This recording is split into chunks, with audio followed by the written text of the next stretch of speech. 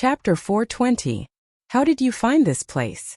Old Ma asked excitedly after the father and daughter hugged.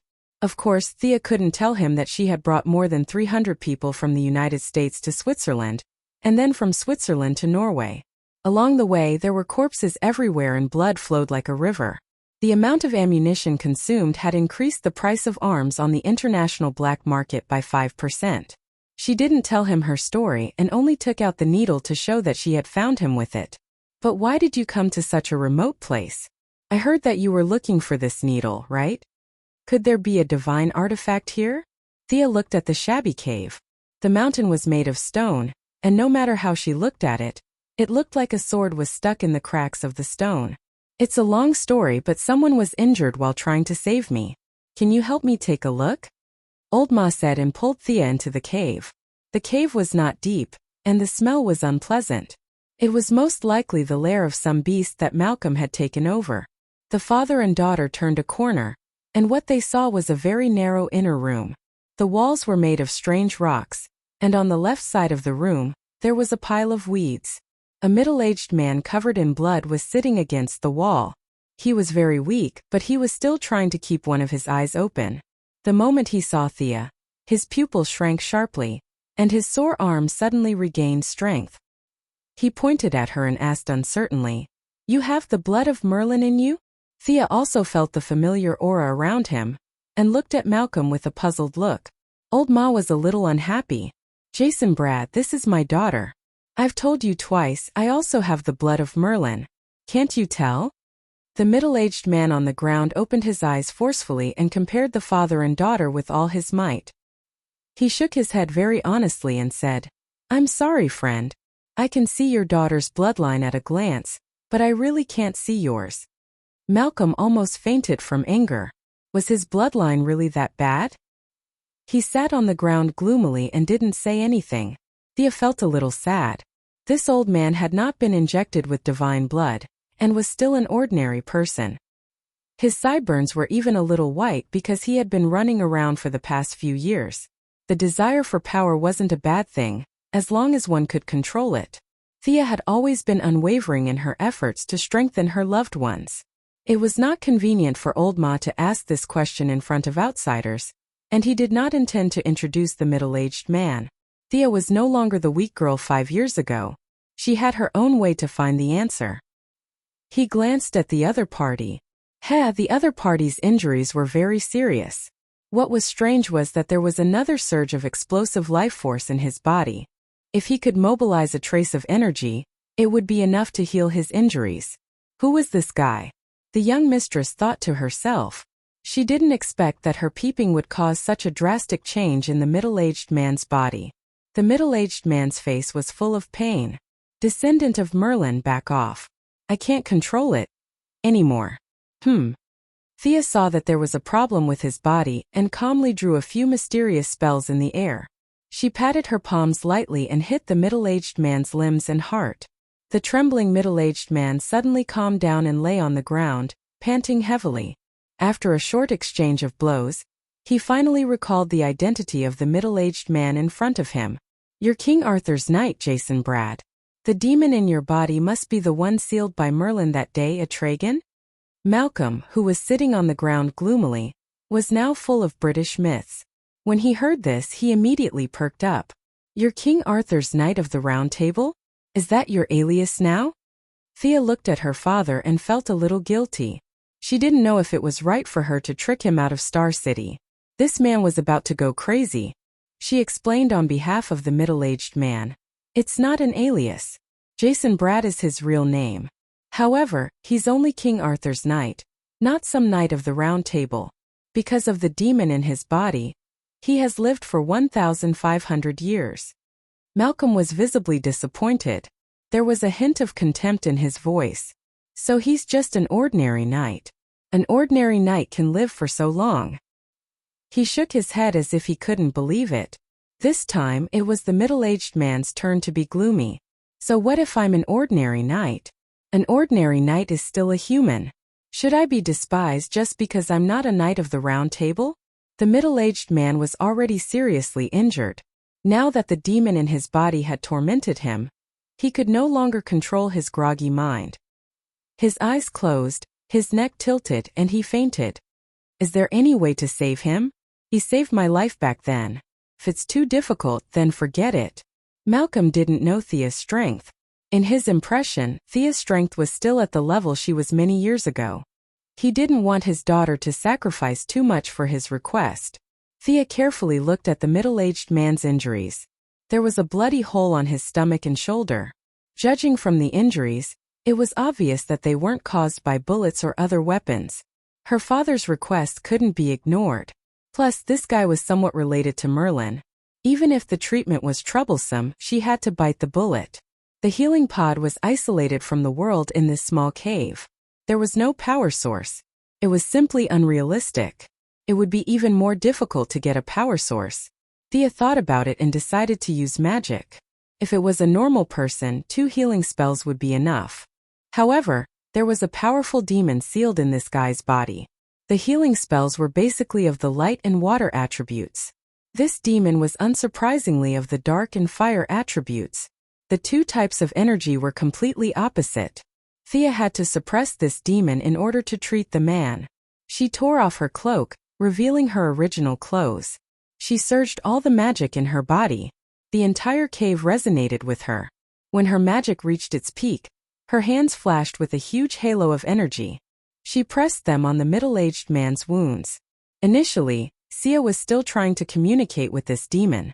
She did not expect that as soon as she injected her magic power, she could feel the extremely unique bloodline.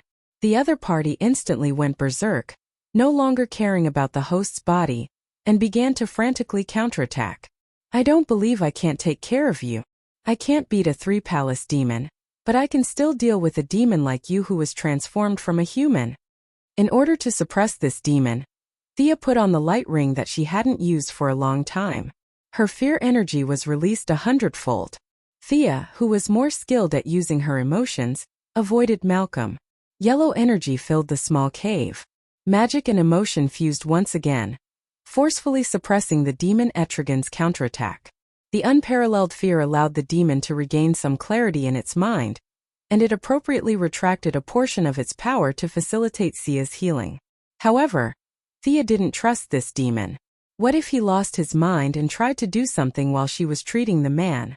She didn't care about anything else.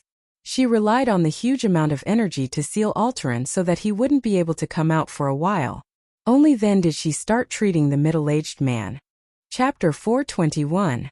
The real treatment was much smoother. She removed the residual magic from the wound, stimulated the growth of the cells, and accelerated the healing of the wound. As for the missing blood, Thea could not do anything about it. This guy had lived for more than 1,500 years. Who knew what type of blood he had now? Thea was sweating profusely. The treatment took 1 minute, and the suppression of the demon took 9 minutes. What's going on? You don't seem to be injured. Why is this guy on the ground? Thea looked back at Old Ma. Although his clothes were a little messy, his beard and tail were intact. There was no sign of injury at all. Combined with Old Ma's words about how Etrigan had saved his life, Thea was very surprised that they could be together. Malcolm began to tell his own story. It was a very cliché story. The knight on the ground, who had lived for 1,500 years and was still very Chinibu, was someone that Old Ma had met in England. He usually pretended to be a knowledgeable scholar. The 2 of them traveled together and chatted very congenially. They had already become friends. The knight did not lie. He did not feel any blood in Old Ma's body. He only thought that Merlin's surname was a coincidence.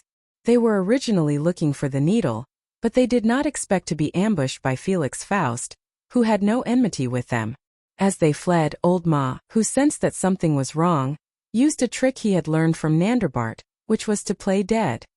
He pretended to roll down the cliff and used a special breathing method and special medicine to completely suppress his heartbeat.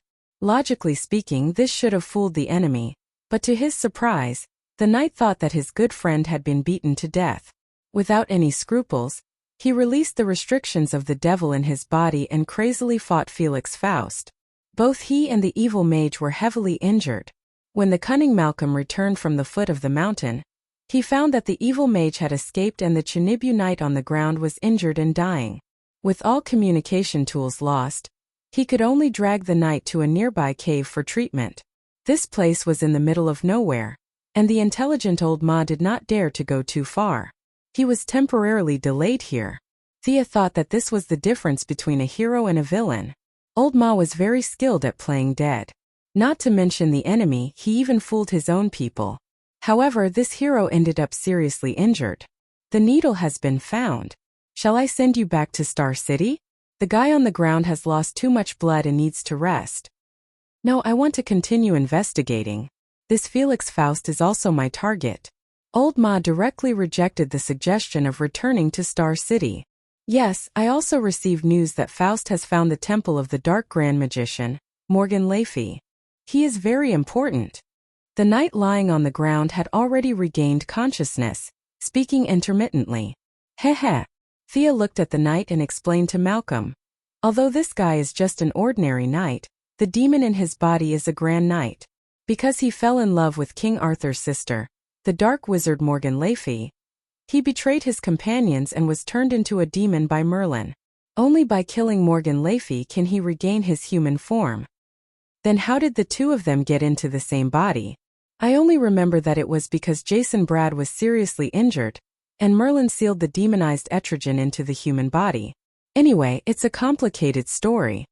Thea sighed and clicked her tongue. Descendant of Merlin, your knowledge is truly extensive. You're right, I have to kill Morgan Le Fay in order to be redeemed. Etligan's and mine.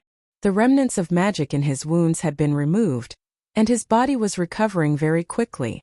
At this moment he could already sit up shakily. Hearing him talk about the descendant of Merlin, Malcolm became unhappy again. His daughter's bloodline was so thick that it made him, the biological father, seem like a fake. Wasn't this skipping a generation too much? For a moment the three of them lost interest in talking. They each focused on their own questions. How about this? I'll go catch that guy and you guys can ask him. Thea thought about the original plot. Felix Faust had indeed found a temple in the Peruvian jungle. The temple preserved Morgan Le Fay's corpse, as well as the map that Morgan and Merlin had calculated to find the so-called Book of Magic before Morgan's death. This Book of Magic was very funny. It had tormented a group of magicians to their heart's content. Constantine and his arrogant gay friend Nick Nacro had performed a wonderful betrayal and counter-betrayal. After the dust had settled, they found out that this so-called Book of Magic was actually a technological tool that led to a world called Epoch. That world rejected all supernatural powers. Constantine could no longer lie. The dead had come back to life, and the eternally youthful Madame Xanadu had almost died of old age. In short, this plot was full of malice. Originally, Thea did not intend to participate in this matter. The map was a joke. However, she suddenly remembered that Morgan Le Fay's corpse was still there. This was a great wizard who had fought with Merlin all his life. Thea did not think that a person of this level would die. Perhaps her corpse hid some other secrets? Thea would go looking for him even if it was peaceful. Moreover, Faust had bullied his own father. This was not giving him face. Fortunately, this bastard was hiding in an alternate dimension. Otherwise, Thea would have thrown a fuel air bomb at him. It would take some effort to find this guy's alternate dimension. A few members of the Cold Flame Vatican had also planned to ambush him twice, but they had all ended because he had hidden in an alternate dimension. Considering the other party's sneak attack and the fact that Old Horse had brought his heavily injured knight, this cave should not be far from Faust's alternate dimension. Thea closed her eyes and used her mind power to feel the world's veins, looking for the other party's hiding place. Descendant of Merlin. The other party is a very powerful wizard. Shut up. Sia glanced at him indifferently. This guy was also someone who liked to pretend to be a senior. He had wasted 1,500 years of his life. Apart from the demon in his body, he was just a weakling. Yet, he was so serious every day that anyone who saw him would want to say something to him. This guy would have been hacked to death long ago without the demon's help. In Thea's heart, he was on the same level as Hawkman and Hawkgirl. Thea always felt that she did not have enough time. 1 minute was like 2 minutes. These guys had been idling around for thousands of years. Letting them live was a waste of food. Found it. I'll be back soon. Using Sargon's method, She broke through the spatial barrier and directly teleported into the other party's alternate dimension. Is this really your daughter? She's the most powerful contemporary wizard I've ever seen. Jason Brad watched the dark blue teleportation door disappear and asked Malcolm with uncertainty. Old Horse was proud and depressed. The gap between him and his daughter was getting bigger and bigger. He did not dwell on this question. Contemporary wizard? How good can my daughter be in ancient times? It's hard to say. She's definitely not as good as your ancestor Merlin. This time Jason Brad finally brought Old Horse along. However, she would be a very powerful wizard in King Arthur's era. At least the demon in my body can't beat her. Chapter 422. Thea didn't know what the two of them were talking about. She thought she would be teleported to a lair somewhere. But a strange wave of energy suddenly shifted her location, and the entire teleportation shifted by hundreds of meters. This was an extremely small space, surrounded by white fog. The white fog was like a layer of blurry glass. Looking out from the inside, one could see the sun, moon, stars, mountains, and rivers of the material world. In the middle of the space, there were traces of someone using magic power. It could be imagined that this small space had taken a lot of time to open up. As far as the eye could see, there was only a dark gray mountain rock suspended in the air, and on top of it was a two-story building. It was mentioned in Sargon's memory that this was first discovered by Miriam, a magician from the 12th century. This magician's actual level was not high, and his talent was not good, but his luck could be said to be heaven-defying. He discovered this small space that had been opened up by his predecessors in the crevice of space and time. When this magician had no hope of becoming a great magician, he followed the example of the ancients and built a magician's tower in an attempt to reach a higher level. Unfortunately, good luck would not protect him forever. After a high-intensity battle between magicians, he died like an ant in the aftermath of the attacks. This area was silent for hundreds of years until Felix Faust discovered this place and built less than 1/5 of the magician's tower. Magician's tower was already scarce in the 12th century, and it was even more impossible to build one in this era. Faust did not have heaven-defying powers. He could only modify the original foundation, and finally change the original ruins into the two-story building in front of them. Thea really did not agree with this guy's aesthetics. Since it was called a stargazing platform, it would be better to make it more ethereal. This guy just had to put a layer of gold on the outside, in order to show off its gorgeous characteristics. The two-story building shone with golden light. Those who knew would say that this was a stargazing platform modified from a magician's tower, but those who did not know would think it was some kind of farmhouse. Rustic, outdated, and shabby. These were the young lady's comments on this place. However, its functions were not bad. It could transfer her teleportation coordinates, and it could be seen that this building had many defensive functions. The Cold Flame Vatican still needed to send someone to call the door, but there was no need for that here. They were here to cause trouble anyway. The young lady raised her hand and a ball of lightning appeared. Under the crackling electric light, the ball of lightning hit the gate of the stargazing platform. Who dares to behave atrociously here? The gold-plated door easily blocked Thea's attack, and a sharp voice rang out. The person who came was a middle-aged man.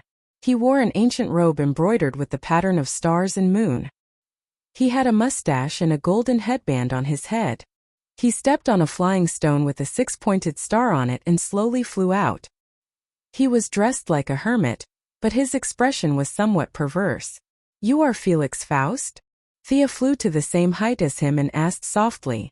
The gloomy middle-aged man carefully sized up Thea. She was just a young woman, yet she was able to fly without chanting or using any tools. How could this be? One had to know that if he didn't have the stone under his feet that was integrated with the observatory, he couldn't fly. "Woman, are you from the Cold Flame Church?" Faust didn't have an undeserved reputation. He saw that Thea's method of breaking through the barrier was exactly the same as Sargon's, and he made a judgment in his heart. The Cold Flame Church had a fierce reputation. He was alone, but there were 4 of them. In this small space, with the help of the endless magic of the observatory, he wasn't afraid of them, but if he went out, he wouldn't be a match for them. Mages were very flexible. If he was entangled by one of them, he would be surrounded by 4 of them in the next second. He had no chance of winning. He wanted to expose her background and persuade Thea to retreat. The magic of the observatory was accumulated in the other space for more than 800 years. Every time it was used, it would be depleted. The church was a group of lunatics. Every time he fought one, there would be 10 of them. It wasn't worth it to waste precious magic on a battle. He felt that he had already given the church a lot of face by speaking softly and making the other party retreat. However, the young lady was here to pick a fight today. She didn't want to talk nonsense with him and took out the God of Death's staff. This golden staff was very much in line with Faust's aesthetic. He felt that this object was destined to be with him. Letting the enemy go or keeping the enemy here. These two options suddenly wavered in his heart. Leave the staff behind and I'll let you go. Greed still prevailed. Thea almost vomited. How could someone say such a retarded villain? This dog was too disgusting. Talking nonsense with him was a waste of time. Magic surged into the staff, and monstrous seawater drilled out from the void. Using such a large range attack in the material world would inevitably hurt innocent people, but there was no problem here. The huge water current carried unparalleled kinetic energy, and fiercely attacked the observatory from above. So powerful. Faust was a little dumbfounded. He didn't know if this was the power of the staff or Thea's own magic. He didn't have time to think about it. He took out a thick book and turned to a certain page. A purple light flashed, and dark brown lines appeared on the surface of the observatory. Facing the sloping seawater, it was like a reef firmly nailed in place. The original control hub of the Mage Tower? Thea glanced at the book and stopped reading. The Mage Tower could indeed provide a lot of help, but that golden age had passed. The scarcity of all kinds of materials could drive people crazy. The result of bowing to reality was to become a 2-story building. What was the point of existing like this? She would directly flatten it. If there was a Mage Tower spirit, it would also be grateful to her. Thea, who was in midair, waved her staff continuously. A huge phantom of a sea beast was summoned by her out of thin air. The sea beast had no facial features, and its body was almost transparent. It seemed to have 3 layers of fine sharp teeth where its mouth should be. Below its body were dozens of tentacles with suction cups. Its back was like a hermit crab, dragging a dark green hard shell. This was a biological sample that Fiora found on a distant planet according to her instructions. The real sea beast had died for countless years, but its genes were still preserved. According to the description of the scholars on that planet, this thing had the characteristic of unlimited growth. In their ancient times, it had devoured more than half of the life on the planet. After that, it was not killed by heroes but starved to death. The civilization of the entire planet had regressed for thousands of years because of this. Thea used Kryptonian genetic technology to reactivate some parts of the cells, and used artificial intelligence to simulate the growth environment. Halfway through the experiment, she directly stopped it and destroyed all the cells. This thing was too terrifying when it grew. Doomsday had a weakness of kryptonite. This thing had almost no shortcomings except for eating a lot and not being able to fly. The phantom that was summoned in front of him was the image of a 30-year-old sea beast. She used a huge amount of magic to simulate its true form. Although he didn't know the origin of the sea beast, Faust still felt a chill. Needless to say, this phantom monster had sharp teeth and looked like it had nothing to do with justice. This made Faust even more certain of Thea's origin. This woman must be from the Cold Flame Church. Chapter 423. It used Sargon's spell to break realms, held an ancient-style staff, and started fighting without saying a word. After that, there was a flood and an evil giant beast. With so many distinctive features, who else could it be other than the cultists of the Cold Flame Church? Faust cursed the ancestors of the 4 mages of the church in his heart. The monster summoned by the other party basically had no attack power, but it did not say a word and directly lay on the observatory to absorb the magic power. This scared the hell out of Mr. Faust. His mustache trembled, and he did not care about the loss of magic power. He gave a few orders, and the observatory began to consciously counterattack. 7 objects similar to the flying stone he was on flew out. The objects flipped 180 degrees, and the side of the hexagram was facing the sea monster. 7 pale white electric lights struck the sea monster. This was a defensive method that Faust had modified using the original structure of the Mage Tower and his own knowledge. The star casting spell was derived from the meaning of throwing starlight. The 7 starlights fired continuously, and the sea monster's body was smashed into pieces. However, the characteristics of the sea monster determined that it would not die as long as it had energy. It absorbed the energy of the observatory to repair its body, and the star casting spell from the outside world continued to work, so it continued to absorb. "I'll get rid of you first." Faust was very decisive. He knew that he could not deal with such a shameless monster with his current means, so he set his sights on Thea. He grabbed his right wrist with his left hand, raised his right hand, and aimed his palm at Thea. Bang! Bang! Bang! 5 purple missiles were fired consecutively. Faust did not want to waste his energy to deal with the sea monster, and Thea did not want to fight with him, who was backed by the observatory and full of magic power. As long as this building was destroyed, the other party's true strength in her eyes was not even comparable to Mr. E. With a nimble turn, she avoided the missiles and continued to open a hole in the void. The violent flood rushed down again. Faust was in a dilemma. He wanted to defend the tower, but he could not. He wanted to fight, but the enemy did not want to fight with him at all. Thea's flying skills were 100 times better than his. Once she wanted to hide, the sky was so big that it was impossible to stop her. "Who are you?" "I don't know you." Faust didn't care about the divine artifact anymore. He didn't have the secret technique of observation, so he couldn't see through Thea's strength. However, she didn't show any signs of fatigue after such a long time, so he knew that she was a strong opponent. At this time, he already had the intention to compromise. "You don't know me?" Thea was here in her original appearance, so she was very unhappy. "How dare you say you don't know me when I am so famous?" There was nothing to say. He had to be taught a lesson. The seawater kept pouring into this small space. The space was airtight, and the seawater had nowhere to go. Half of the gate of the observatory was already submerged in the water. Thea was like the Jinshan temple being flooded by water. The wind and the waves were endless. As long as the magic power in this 2-story building was not working well, the huge pressure would be able to tear it down. "What do you want?" "I'll give you everything I have." Faust could feel that his beloved observatory was rapidly depleting, and the speed was getting faster and faster. In his heart, he had a deeper understanding of the crazy actions of the Cold Flame Vatican. They didn't want to take such a good ancient building but wanted to destroy it instead? Pa! Thea ignored him and continued her battle. She pulled out Merlin's sword and activated the ice storm that came with the sword. As soon as the spell was cast, Thea was shocked. The power of this spell was twice as strong as when she cast it herself. Fist-sized hailstones fell into the narrow space like raindrops, densely covering the entire area.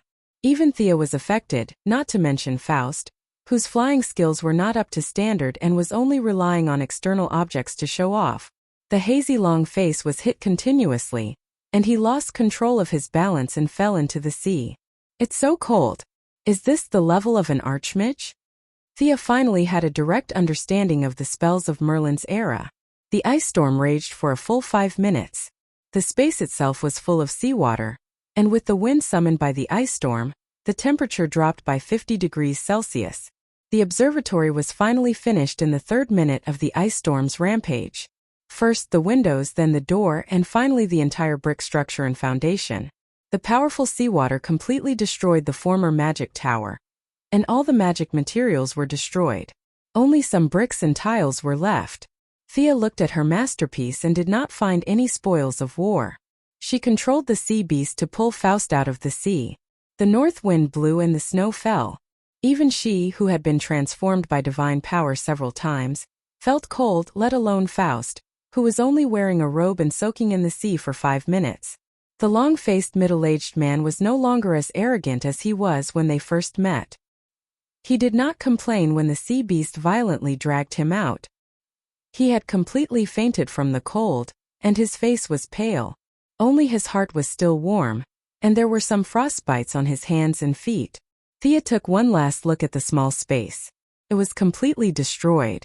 She reached out and took the middle-aged man. She cancelled the summoning of the sea beast and opened a portal to return to Malcolm's small cave.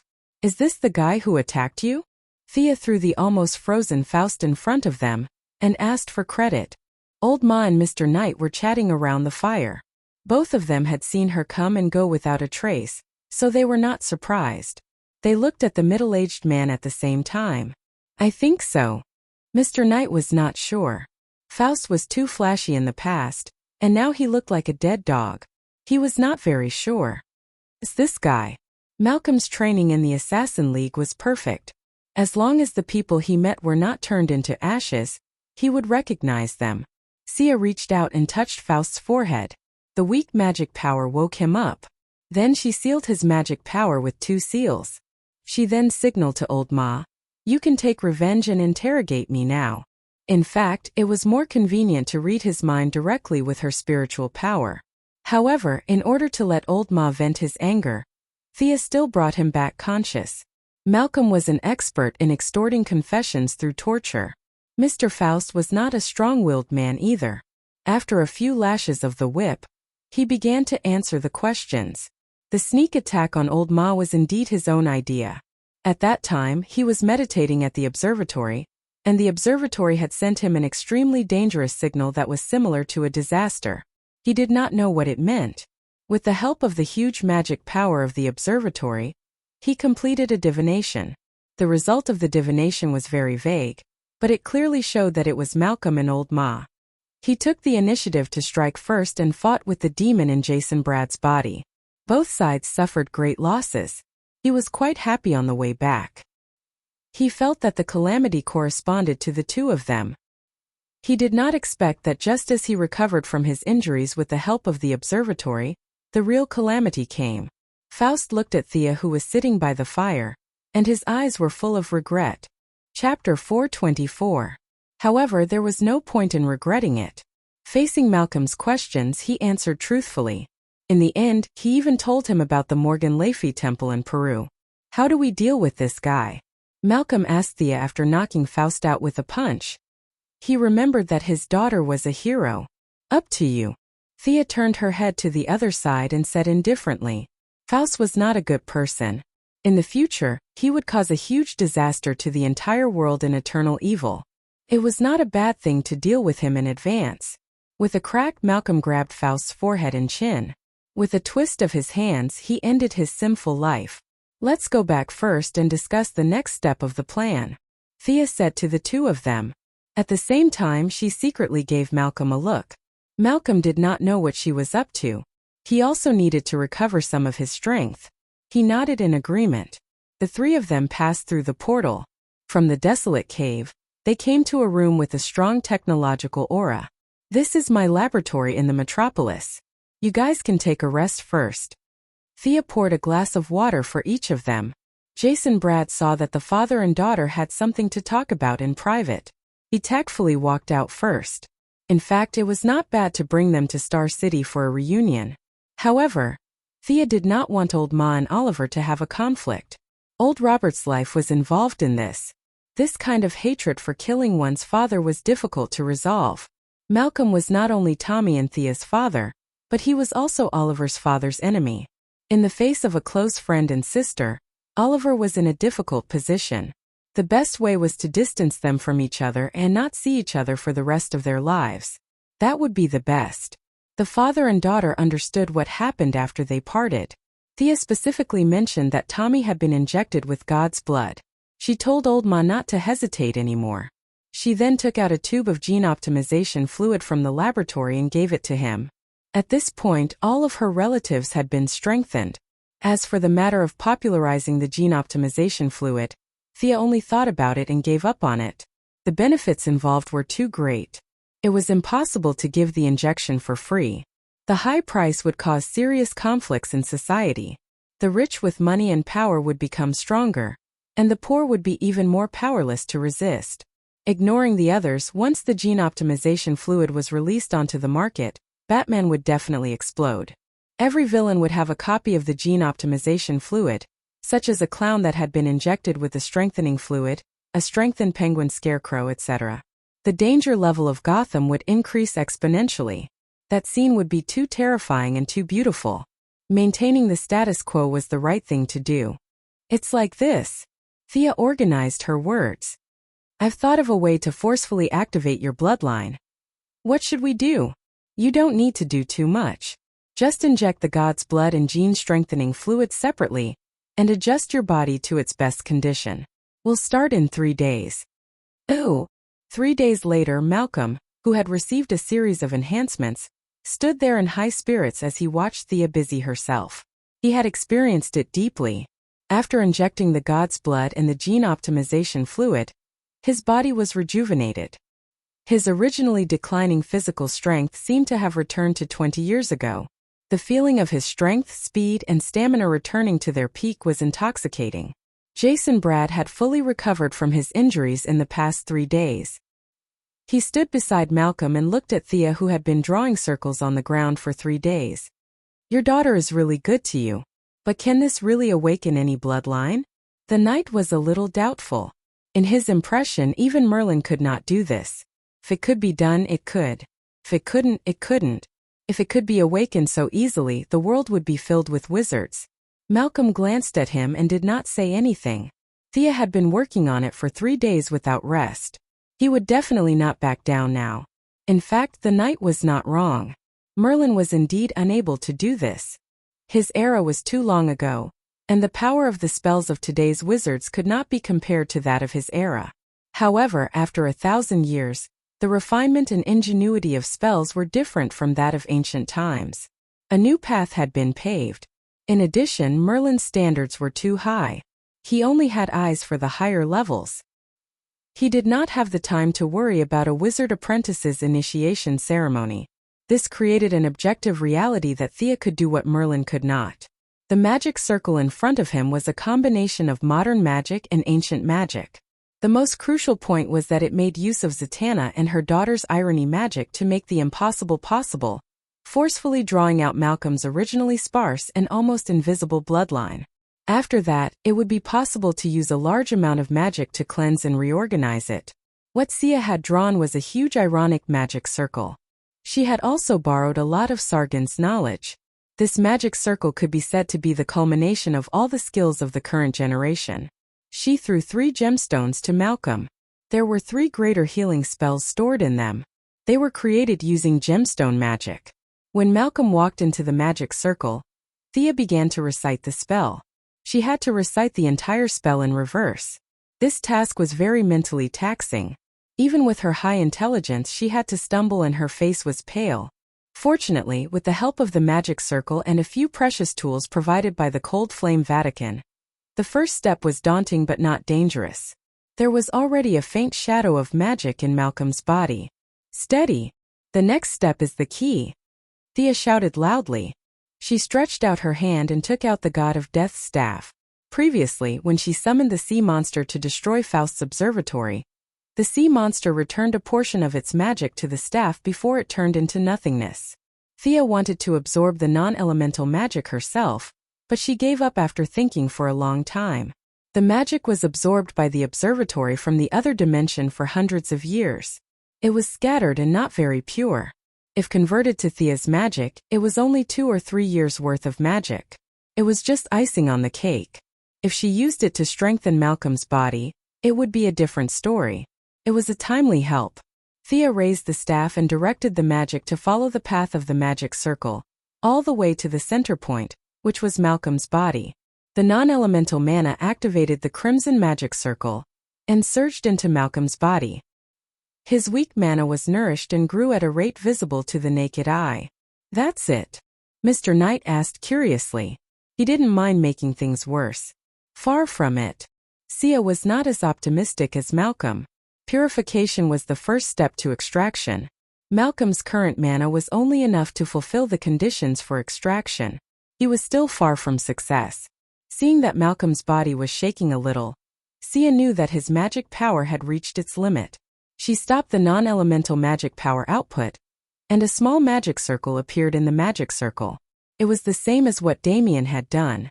This was the real bloodline purification magic circle. Chapter 425. If Thea's own mana reaction was a 10, then she would have a 10% chance of awakening her sorcerer's bloodline without the help of any magic circles. Damien's mana reaction was a 3, and Malcolm's mana reaction was probably not even half a point. However, with the help of modern magic, He had finally reached this step. The process was extremely painful. The purification circle was constantly consuming his mana, and every second felt like hell. However, Malcolm was already so old. He understood that the gains were proportional to the gains. His willpower was even stronger than Damien's. He gritted his teeth and persevered. Thea also kept her eyes on him. Every time Malcolm's mana was about to be depleted, she would manually inject a part of it into the circle, and then the circle would purify it again. Thea would replenish it again. Twice during the process, he could not hold on any longer, and used the magic gem Thea gave him to heal his body. However, the consumption of mana was unavoidable. He could only endure every second. After the fourth replenishment, Malcolm finally gathered a drop of his own mana. Thea hurriedly stopped the circle. She was also exhausted. That's it? There seems to be some reaction, but the effect is mediocre.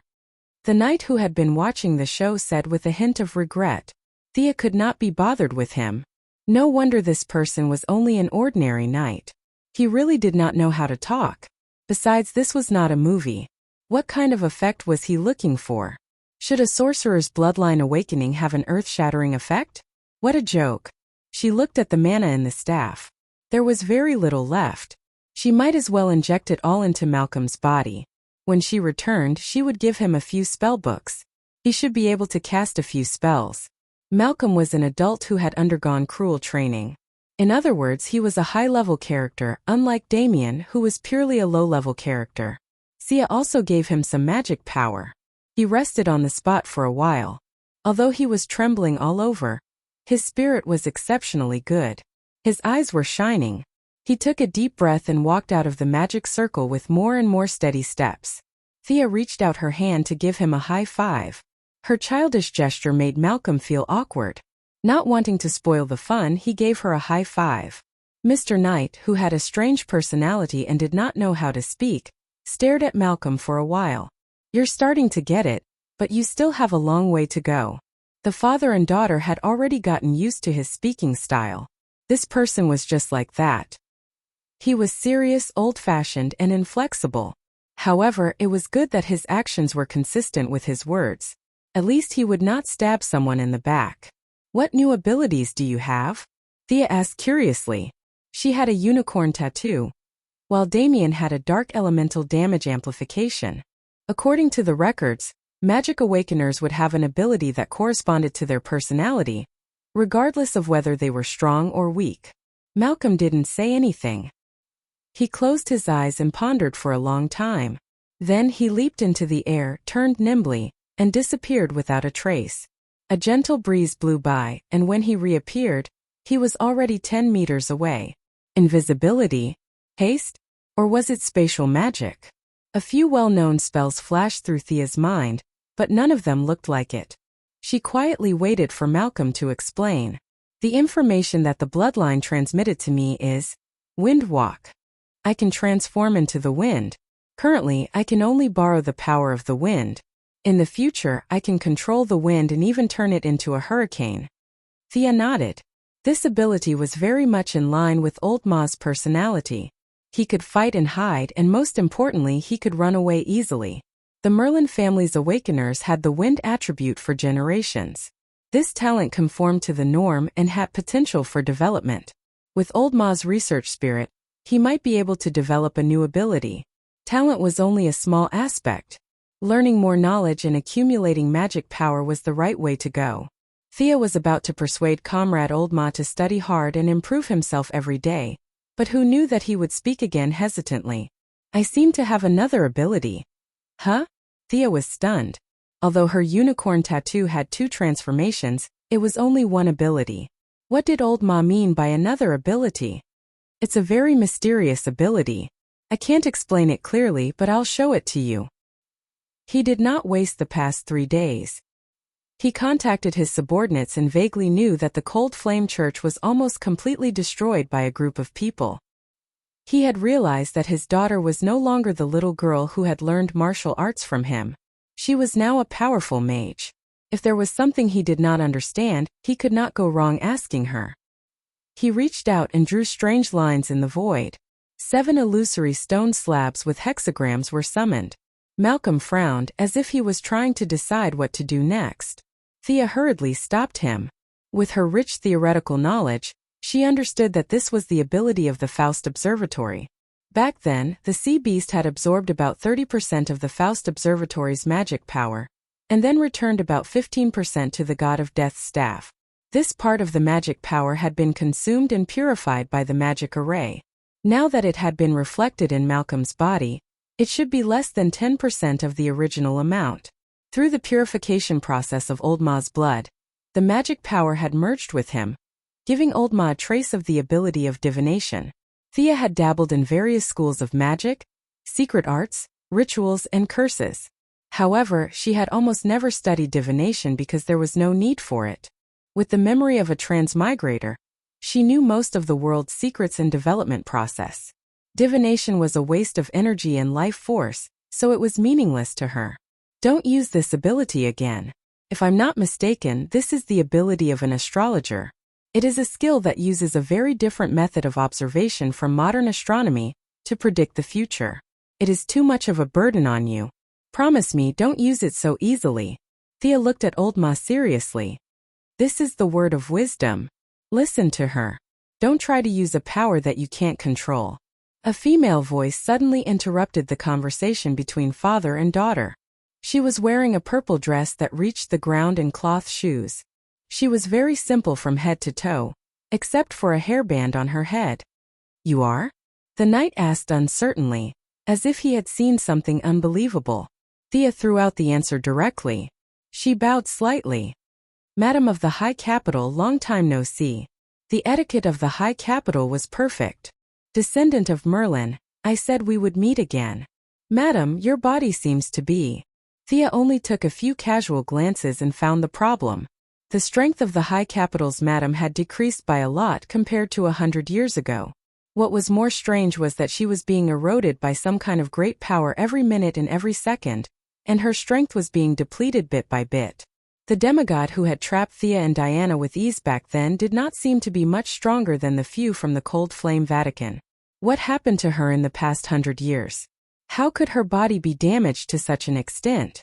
Chapter 426. Shangdo smiled and did not answer directly, but there was a hint of bitterness in his smile. My affairs are not worth mentioning.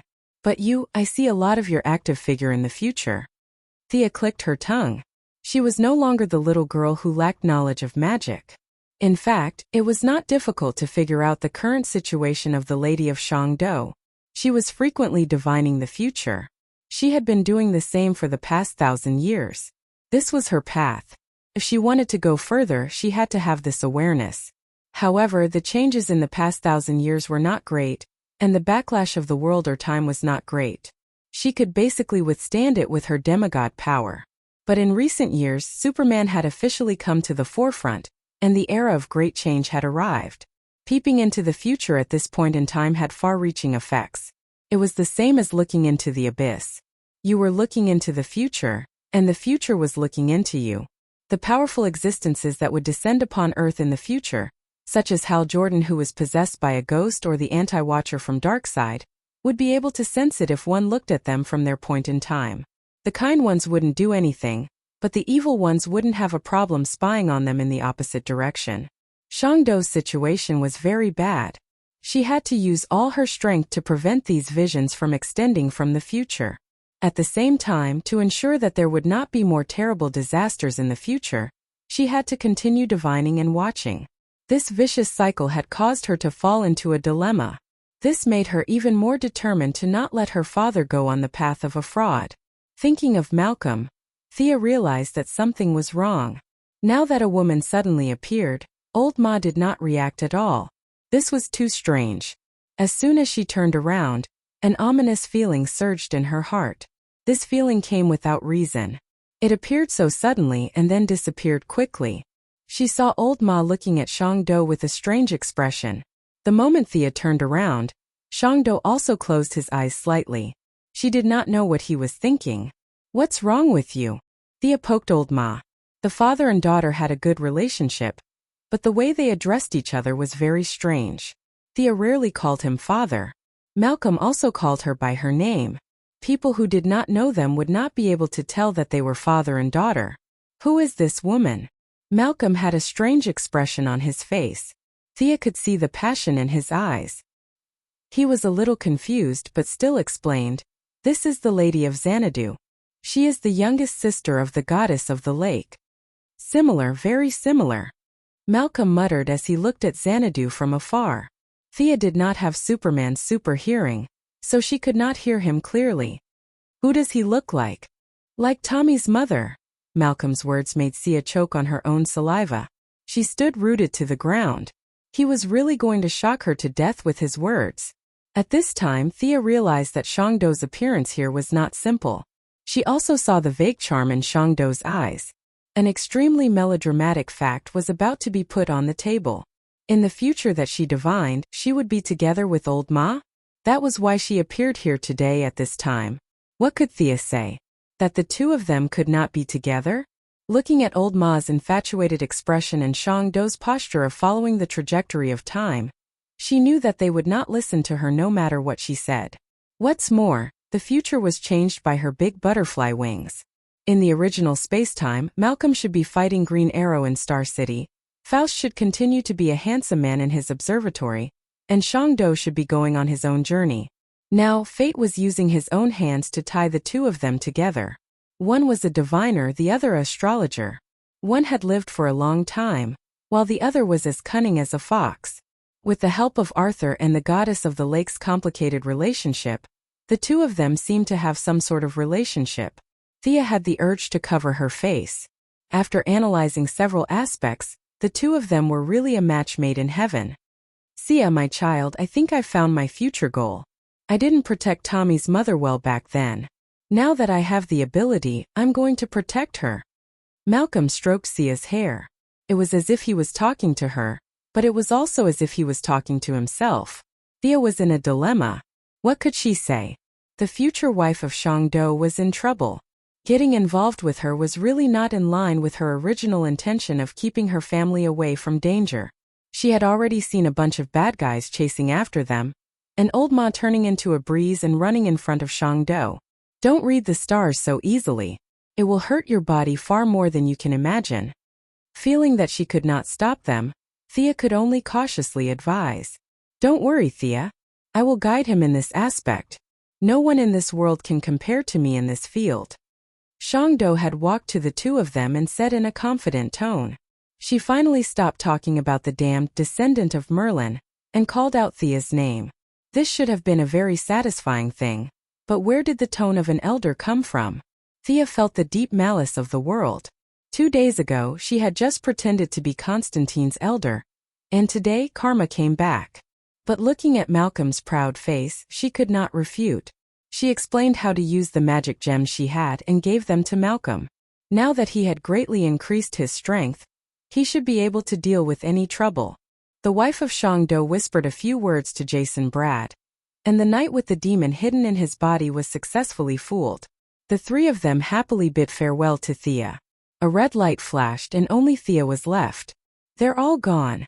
Who are you working so hard for?" Thea was a little depressed. After 5 years, Malcolm had finally turned from a villain to a member of the righteous faction. Yes, Thea felt that when Madame Shangdo established the Dark Justice League in the future, Mr. Ma would definitely be a glorious member. He was now considered a rare talent among the mages who could fight and knew how to cast spells. Plus, with his complementary astrology skills with Madame Shangdo, it would not be a problem for him to become a senior member of the Dark Justice League. Maybe Madame Shangdo would retire behind the scenes, and Mr. Ma would rely on his own wisdom to take up the role. Shaking her head and sighing, she left the metropolis and teleported to New York. The Croydon compass that she had previously collected was only the dial and needle, and the last part of the lens was missing. As a local, Midnight Papa had already completed the preliminary work for her, and found the target in his dungeon. The most important lens of the descendant of Croydon was hidden in his pupil. Old Ma had already turned over a new leaf, and Thea did not want to be too ruthless. Instead of digging out the lens, she used a replacement spell and an irony spell to take out the lens. The golden dial, the transparent lens, and the silver needle were perfectly combined, as if they had never been separated. Chapter 427. Croydon's Compass. Thea held the palm-sized tool in one hand and experimented with it a few times. The first function was to search for magic signals, and the second function was to find people. However, it was limited by the level of the original creator. It couldn't find divine weapons or magic weapons, and people above the level of demigod. Its range of application was limited to the level of mortals. In addition, in modern society there were all kinds of interference. Many places like the Heaven's Eye Society couldn't be found by the compass. Although there were many shortcomings, its advantages were also outstanding. For ordinary people it could be called a divine weapon. A good-for-nothing young man who doesn't look down on a poor young man. After getting the compass he found a secret inheritance and soared to the sky. These images instantly popped up in Sia's mind. If this thing was released to the outside world, it could easily cause a lot of trouble. At this time she could also understand some of Constantine's painstaking efforts. This guy's bottom line was even lower than the transmigrators. He collected magic items all over the world to stabilize the world. This was the era of mortals, the era of science and technology. Thea didn't have any big ambitions to revive the glory of the magic era, because she knew that in the future, Earth would continue to develop science and technology. This trend had long been set. Reverse lightning in the 25th century, the Queen of Emerald Eyes in the 31st century, and the Magician in the 64th century. These transmigrators were all well-known figures in science and technology. In the 64th century, there was no difference between the development of science and magic. The way people lived had undergone earth-shaking changes. Things that modern society thought were magic could be realized with science and technology in that era. She didn't worry too much about whether people were happy or not 4,000 years later. She still had a lot of things to do. First, she returned to Star City to check on the homework of her two disciples. The two children were too smart. Originally, she almost didn't have anything to teach them.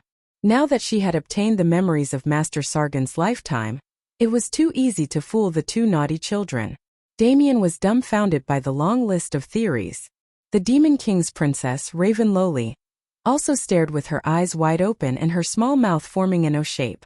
The gem magic and irony magic were also taught to the two of them. Raven Lowly was very resentful of throwing shiny gems at people. Her magic was almost infinite, so there was no need for her to do so. She secretly hid the few gems that Thea gave her, but her irony magic was really good. Damien, on the other hand, was the complete opposite of her. He didn't have enough magic, so it was very difficult for him to practice irony. However, he had a special liking for gemstone magic. In his opinion, it was no different from throwing a bomb. He used his father's credit card and bought a bag of gemstones to practice. Not to mention the frightened Batman who received the credit card bill. Thea hired 3 expedition teams in her name to search for the temple mentioned by Faust in the Peruvian jungle. The original spacetime was discovered by Constantine's good friend, Nick Nacro. However, this unlucky fellow was quickly abandoned by Slag Kong, who had fallen in love with Zatanna. Just before they found the temple, he was killed by the two, and his soul entered hell. Later on, it was Faust who sacrificed his lifespan to bring this guy back from hell. Now, this unlucky guy was still in hell, and Faust himself had been sent by Old Ma to accompany him. Brother Nick would have to live in hell for a few more years. This group of bad guys kept a trick up their sleeves. Without Nick's specific guidance, Faust only knew the approximate location. The power of the temple was still there, blocking the detection of the compass and the search of the Eye of Horus. Thea tried several methods, but in the end she had no choice but to use the stupidest method, which was to send people to search for the temple. The 3 expedition teams all had mercenaries loyal to Death Knell. As long as the target was found, Thea would be able to go there immediately. A whole month passed. Other than Batman complaining to her that Damien's expenses were a little too high, there was no new news. After dealing with the affairs of the committee, Thea let out a long sigh. The 7 alien cities had been normalized. Under the situation of a stick in one hand and a carrot in the other, many aliens had registered. However, this work had just begun. Out of more than 100,000 aliens, less than 30,000 of them had registered with the committee. The rest were either observing or doubting. General Lane initially wanted to force the registration, but Thea stopped him. For the aliens in a few of the cities, although there were some differences in their development, overall they were not as good as Earthlings. This group of people was just sitting at home. Before they could figure out what was going on, a big cover was placed on them. After that, the city fell into chaos until Thea led a team to rescue them. They did not have an understanding person like Thea to explain the general situation of the universe to them, nor did they know about Brainiac. Many aliens saw the black technology of the committee and thought that the Earthlings had captured them. Some cried, some knelt down and begged, and some wanted revenge. There were many different sentiments. General Lane heard that the Earth was also a developed planet in the eyes of the aliens, so he temporarily stopped the idea of forcing the registration. The old general's sense of honor was satisfied. Under the special publicity of the committee, the news of aliens landing on the Earth was slowly revealed to the outside world. After the initial panic, many brave guys jumped out. The incident that Thea had dealt with before was a typical example. This woman, whose code name was Gambling House, was an ordinary person without any enhancements or abilities. She was the owner of a very famous underground casino. She saw the value of the aliens. In just 1 month, she had kidnapped or robbed dozens of aliens from the 7 alien cities to fight in her casino to satisfy the perverted hobbies of the rich. When Digger, a former bodyguard and now one of the leaders of the armed forces, first reported to Thea, she did not believe it. How could an ordinary Earthling be so bold? However, in front of a few pieces of evidence, she had to admit that people could be as bold as they could be. This woman, who wore a red dress with a high slit and had an azure dragon tattoo on her body, had business all over the world. Her underground casino fully satisfied the psychology of the rich. The battle between humans and beasts, the battle between humans and aliens, and the battle between aliens and beasts, there was nothing that she could not do. Mr. Digger, catch this woman. Thea collected some clues from the Sky Eye Society and other intelligence agencies, and gave a stack of information to the black man. These ordinary people were not worthy of her personal action. The black man did not care how Thea mobilized his troops. He also had a set of kinetic skeletons in Thea's freeze gun. With hundreds of people, he would not lose to a woman who relied on her mouth to escape. While Thea was thinking about where to go on the weekend, Fiora came in a hurry. The news from the Pentagon. 10 minutes ago, an unidentified flying object landed on the Earth. Looking around and seeing that there was no one around, she whispered. Looking at the photo, it looks like Krypton's Fort Ross. It is different from the Black Fog Fort where we are imprisoned. Fort Ross is full of Krypton felons. Chapter 428. Fortress Ross? Thea's expression was a little unnatural when she heard this. This is Supergirl's enemy. This group of brutal aliens came to Earth so early? Although this fortress, Supergirl's spaceship, and General Zod flew out of the Phantom area at the same time, it was huge and not a normal aircraft at all. Supergirl's small spaceship landed on Earth 6 years ago, followed by General Zod's Black Fog Fortress. Because he had scientists who could modify the prison, he arrived on Earth half a year ago. Fortress Ross is different. If General Zod is a political prisoner, Fortress Ross is a criminal prisoner. The prison conditions and staffing are different. According to the original timeline, after they rushed out of the Phantom area, it would take at least 10 years for them to arrive on Earth. History has really been changed. Thea doesn't know if this is her own doing, or the work of Madame Soto, or is it the work of those speedsters, the technological transmigrators of the future world? There are too many possibilities and it is really hard to judge. No matter what the future will develop, it is time to go and see. After asking for the coordinates, Thea and Fiora teleported to the wilderness of New Mexico. The two of them searched for a little and found the landing object. From the outside, it looked like a strange flying object formed by the intersection of 2 rings with a diameter of thousands of meters, but if you look carefully, it is not difficult to find that there are dense partitions in the rings. Each partition is a prisoner's cage. There are no signs of life in the spaceship. Did they run so fast? Thea glanced from afar. The expected scene of hundreds of aliens flying out did not appear. The spaceship was empty, as if it had been abandoned for several days. The two entered the spaceship and took away all the weapons that could be used as weapons. The two came to the main control computer and got control of the spaceship by relying on Fiora's identity.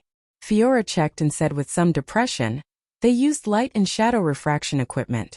In fact, the spaceship has been landing for 3 days. These are all Krypton felons and they have all run away. Unlike Superman, Fiora had no feelings for Earth. She only felt that the escape of these Kryptonian criminals was a provocation to her, the only person who still had a job on Krypton. Whether it was duty or obligation, she had to catch these people back. This was the only thing she could do for Krypton. Thea did not care about the Kryptonian honor. She only remembered that the leader of this group seemed to be Supergirl's aunt. Although she was a Kryptonian, she was not a warrior. Most likely, she was born as a government support personnel and would not pose any threat to her. Thea had read many Kryptonian genetic profiles. She did not feel pressured by the information on the spaceship. Soon she found something different from what she remembered. Supergirl's aunt, General Astra, had committed suicide after the destruction of Krypton. Now the one leading everyone was her adjutant and her husband, Norn. This guy used ruthless means to integrate the resources on the spaceship. This might be the main reason why he landed on Earth in advance. Let's take this spaceship back and use it as a prison in the future. Thea was worried about where to put the aliens who committed crimes. She could not put them in Blackgate Prison or Belgrave Prison. Just as she was worrying, the prison automatically fell down. Fiora and Norn were both adjutants, but as the battle sequence, she was half a level higher than Norn, who was in charge of logistics affairs. She easily overtook the other's authority. If it was in the past, such a big toy that weighed thousands of tons would not be able to be taken away without exposing its true strength. Now it was easier. An atomized field was built on the spot. 5 rays were aimed at Fortress Ross at the same time. In the blink of an eye, it had shrunk to the size of a fist. The Missy was ready to stuff it into her bag. The two searched the spaceship and atomized the prison. It took them an hour to finish all this. Just as they were about to leave, the Martian hunter, who acted like an ordinary person, finally arrived at the scene with his men. This should be managed by the Supernatural Investigation Bureau. The Martian hunter saw the spaceship that looked like a toy in Thea's hand. He knew that he was late, but he still wanted to fight for it. This is clearly the responsibility of the Alien Supervision and Management Committee. Thea did not back down. Public is public. This is the disadvantage of the cross-agency. Their functions overlap with each other. It seems that anyone can manage it, but it is a competition of who is tough. In order to win their trust, Thea also took out her ID and showed it to them. The Martian hunter was helpless. In order to disguise his identity, he could not fly over like Thea when he heard the news. It took him an hour to get there. He was fast. The Sky's Eye Society, which could also manage this matter, had just set off. The two were talking on the surface, but the spiritual channel was not idle. One said that this was a Krypton spaceship and Fiora had the indisputable leadership. The other said that both of them were too young. I have experience in dealing with this matter. You should leave it to me. Uncle Rong-en, you don't want to expose your identity. It is dangerous to fight aliens with a group of agents. You know that these guys are felons of Krypton. Can you bear to see your men die tragically? If you can't make up your mind, let's go to the Batcave to vote. Thea said cheerfully in the spiritual channel. The Martian hunter thought about it. Thea's words made sense. He could not fight, so it was indeed inhumane to rely on submachine guns and grenades to deal with all kinds of ferocious aliens. As for going to the Batcave to vote, he did not care. They had already discussed the matter of Fiora staying on Earth. Superman was in favor of having one more compatriot on Earth. Diana knew that Fiora was Thea's subordinate. She felt that the more strong women there were, the better. She also happily agreed. Batman abstained, so the final vote was 3-1. Was there still a vote this time? The Martian hunter felt that the result was already decided. There was no suspense at all. Both sides confirmed the ownership and went back to their own homes. Thea brought the prison spaceship back to the committee. She did not go too far. Whether it was the Sky's Eye Society or the Super Investigation Bureau, they could throw criminals who were difficult to lock up into the spaceship. The spaceship was very spacious. It would not be a problem to hold 8,000 to 10,000 criminals. The parties were not too happy. Everyone knew that this spaceship of alien criminals had entered a human city. It was only a matter of time before they caused trouble or even committed crimes. A few departments were secretly accumulating strength and setting up spies, waiting for the enemy to make a move. 3 days passed quickly. Fiora's super hearing was still running. Thea was also searching from time to time. She had mobilized facial recognition and satellite positioning. California, Nakanel City. High-intensity battle reaction. Gideon received the news immediately. Thea cast an invisibility spell on Fiora and directly stepped into a portal. Chapter 429.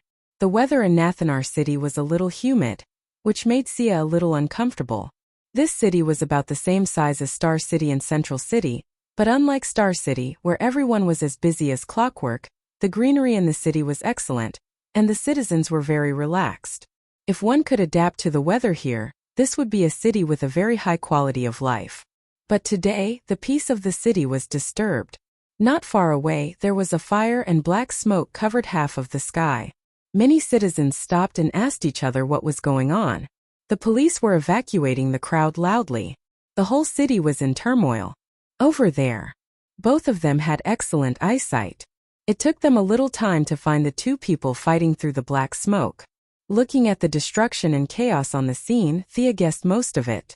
Now that she had found the target, she took a closer look and found it was as expected. There was indeed a Kryptonian with a full-level demolition passive attribute in the battle. But today, the Kryptonians were on the passive side.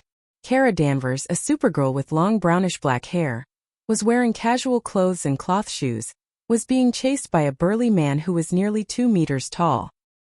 He had an ugly wrinkle on his forehead and was holding a giant axe. Is this little girl also a Kryptonian?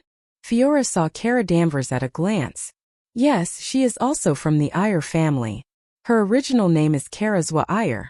On Earth she was called Kara Danvers. Sia looked at the battle scene.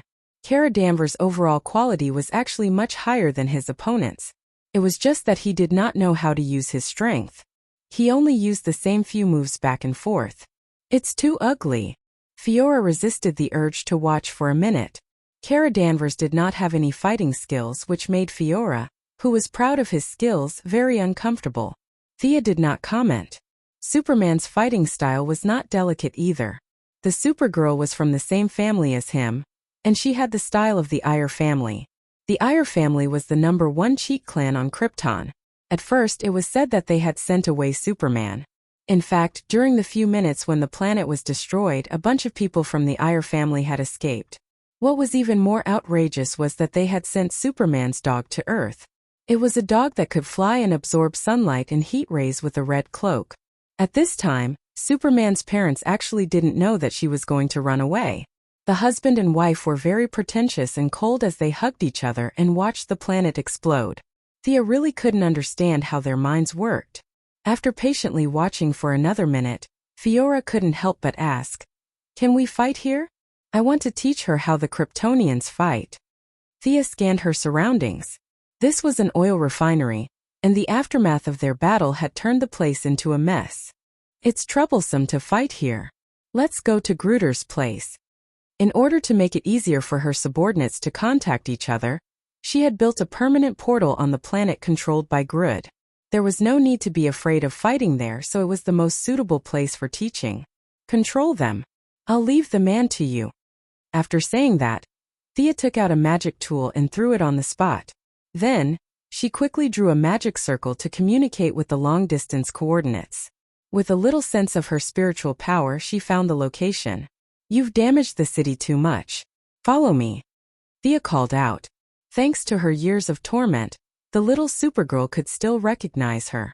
Seeing that Fiora had knocked out the strong man with a punch, although she didn't know what the blue portal in front of her was, she hesitated for a moment and followed them into it. Wow! Suddenly she saw the purple sky, which was completely different from the plants, buildings, and gravity on Earth. Kara Danvers knew that she had come to an alien planet. You're Miss Thea? I remember you. Before Kara could finish her words, she was interrupted by Fiora, who was wearing a cold face. Your fighting style is too crude. You could have dodged the punch at the beginning and then kicked sideways. But you actually chose to retreat. Fiora blabbered on and on. At first, Kara Danvers was a little annoyed. No one would be happy to be scolded by a stranger. But after a closer look, she could see the difference. You're a Kryptonian. Of course I'm Fiora. I lived in Area B15 of Area 115, which was not far from your home. Your mother was my instructor. Fiora talked about the past of Krypton. Unlike Superman, who came to Earth when he was born, Supergirl left Krypton when she was 12 years old. She had deep feelings for her hometown, especially when she heard that Fiora knew her mother. Her eyes were a little red. Be strong. Your mother once taught me something. Fiora grabbed Kara's collar and spat on her face as if she was training a new recruit. Kara felt that Fiora was an elder. She glanced at Thea from the corner of her eyes and shrank her neck like a quail. Thea gave her a kind smile. This girl was 2 years younger than her, and was 18 years old. Perhaps Kryptonians were generally naive, and their personalities were like minors. Ignoring the fact that they were of different blood lineages, Thea looked at her like she was looking at her own sister. Fiora talked nonstop for 5 minutes before Kara came to her senses. Why did you bring me here? I want to train you in fighting style and method like this guy on the ground. Fiora kicked the alien, who was knocked out by her punch. This guy is no match for you. Kara's brows furrowed. She was not very confident now that she had fought so close to death before. The alien stood up shakily after being kicked. At first, he was also shocked by the drastic change in his surroundings.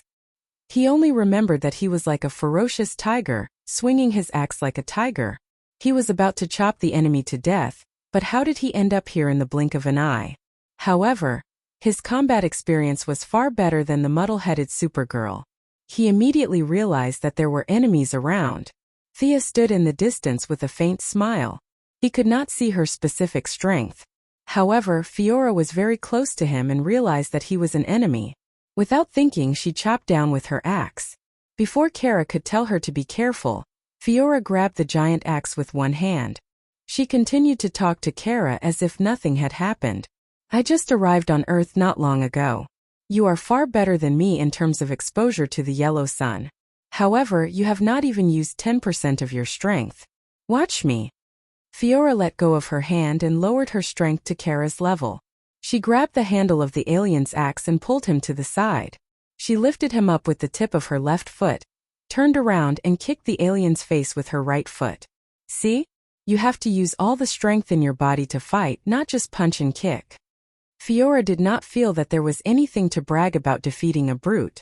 She stretched out her hand and wanted to raise the target again. Sia chuckled. This unlucky guy was directly knocked unconscious. She tapped lightly with her index finger, and the brawny man was dragged back. A golden light of healing lit up on his body. Let me treat this guy. We have plenty of time to practice. Chapter 430. While Thea was treating the injured, Fiora gave Kara some on-the-spot guidance. Thea listened from time to time. The Kryptonians did not have as many combat styles as the Earth. Their martial arts were like a science, and they were all precisely calculated. They pursued simplicity and efficiency. They used their high attributes to crush their opponents and finish the battle within a minute. This was the traditional combat style of the Kryptonians. Come on. Fiora patted Kara's shoulders and pushed her toward the alien, who had been treated again as if she was sending a boxer to the ring. Kara Danvers felt a lot more confident, perhaps because he had a fellow Kryptonian and a seemingly friendly little sister like Sia. He gently cheered himself up and punched the muddle-headed brawny man in the chest. The poor muscular alien was hit hard before he could understand what was going on. Purple blood sprayed all over the ground like a fountain. However, this alien was very experienced in combat. He swung his axe in midair and forced Kara to step back and regain his balance. Don't just watch. Attack his lower body when he just landed. Why are you flying when you are fighting face to face? There are too many unnecessary movements. Stare at your opponent's shoulder. He is going to throw his right fist. Don't be afraid of getting hurt. The body of a Kryptonian can take any attack. You have to dodge that axe. Can't you see such a bright energy attack? Fiora was constantly correcting her movements. Kara was embarrassed by the scolding, but now that his life was no longer in danger, the Kryptonian's fighting spirit was gradually ignited. His punches and kicks were gradually becoming more and more like a fighter. The alien on the opposite side also learned some information through the battle. Although he did not know where he was, he knew that it was the two women who were playing tricks. Fiora sent him flying with 2 punches. He knew that he was no match for Fiora even if he was in perfect condition. He attacked Kara with his axe and flew toward Thea. Dishonest guy. Thea's fighting style was not suitable for Kara, and she had no intention of teaching him. She leaned slightly to the side to avoid the opponent's attack. She moved briskly to the side and raised her leg to kick the alien's ribs. When he was in pain, she changed her kick to a flick and turned around to do a standard taekwondo spin kick to send him back. Thea's kick was skillful, and the alien was not injured. He was still unconvinced and wanted to continue attacking. Bam! Bam! 2 orange energy beams hit the ground under his feet. Thea pointed to Kara, indicating that this was his opponent. "Is this a heat ray?" Super asked, a little confused. "No, it is not easy to explain it in a few sentences. Just know that I am a pure earthling," explained to Thea lazily. Kara Danvers nodded as if he understood. He continued to fight with the sparring partner with a serious expression. The next half a day made her very happy. She had been suppressing her strength since she came to Earth, and now she suddenly released it. The Kryptonian fighting genes were completely activated, and every cell in her body seemed to be cheering. Her every punch and kick would burst out with great power. Her real energy did not change, but her combat power had at least tripled. While she was happy, the sparring partner was unhappy. He had come with an axe to take revenge on the Kryptonians. He could not beat a tough guy like Superman, so he set his eyes on the weak-looking Supergirl. The plan had been carried out smoothly. He had been training with a thirsty axe for many years, and he was about to kill Supergirl. But he never expected that 2 female devils would jump out of nowhere. Fiora did not fight, and she was in a guiding position, which was acceptable. Sia, on the other hand, was too despicable. The sparring partner had already been knocked unconscious 14 times by Supergirl. From his skull to his nose to his arms and thighs, there wasn't a single spot on his body that wasn't injured. Even such a serious injury had been pulled back. When he felt that he was getting weaker and weaker, Thea injected him with some kind of injection to make it look like they were evenly matched. His whole body's potential was mobilized. It was very cool at that time, as if he could smash a planet with a punch, but now he was paralyzed on the ground. He missed the Kryptonians' Fort Ross very much. Thinking of the past, he regretted it so much that his intestines turned green. When he first got out, he should have gone to other planets to beg for food instead of being fooled into coming to Earth to take revenge. His strong body had shrunk by 2 sizes, and he had lost at least 30 pounds. Thea looked at this guy who was staring at the sky with dull eyes. After checking, she said helplessly, "Your body's potential has been overdrawn, and the vitality of your cells has dropped to the lowest level. If you want to fight again, you will need at least a year of rest." Hearing her conclusion, Kara and Fiora were a little regretful, but they had no objection. In order to treat this guy, Thea had cast at least 100 healing spells. She was not related to him, so it was definitely not the kind that consumed her body. Her inhumane spells triggered the body's self-recovery mechanism, artificially accelerating the body's recovery. This spell was a weak energy-absorbing spell that Sargon had mastered. It leaned towards the school of necromancy. Now that she had changed it, the gloomy atmosphere disappeared, and it was replaced by a sacred and inviolable aura. There were many who changed from sacred spells to necromancy spells, but there were not many who changed from necromancy to sacred spells.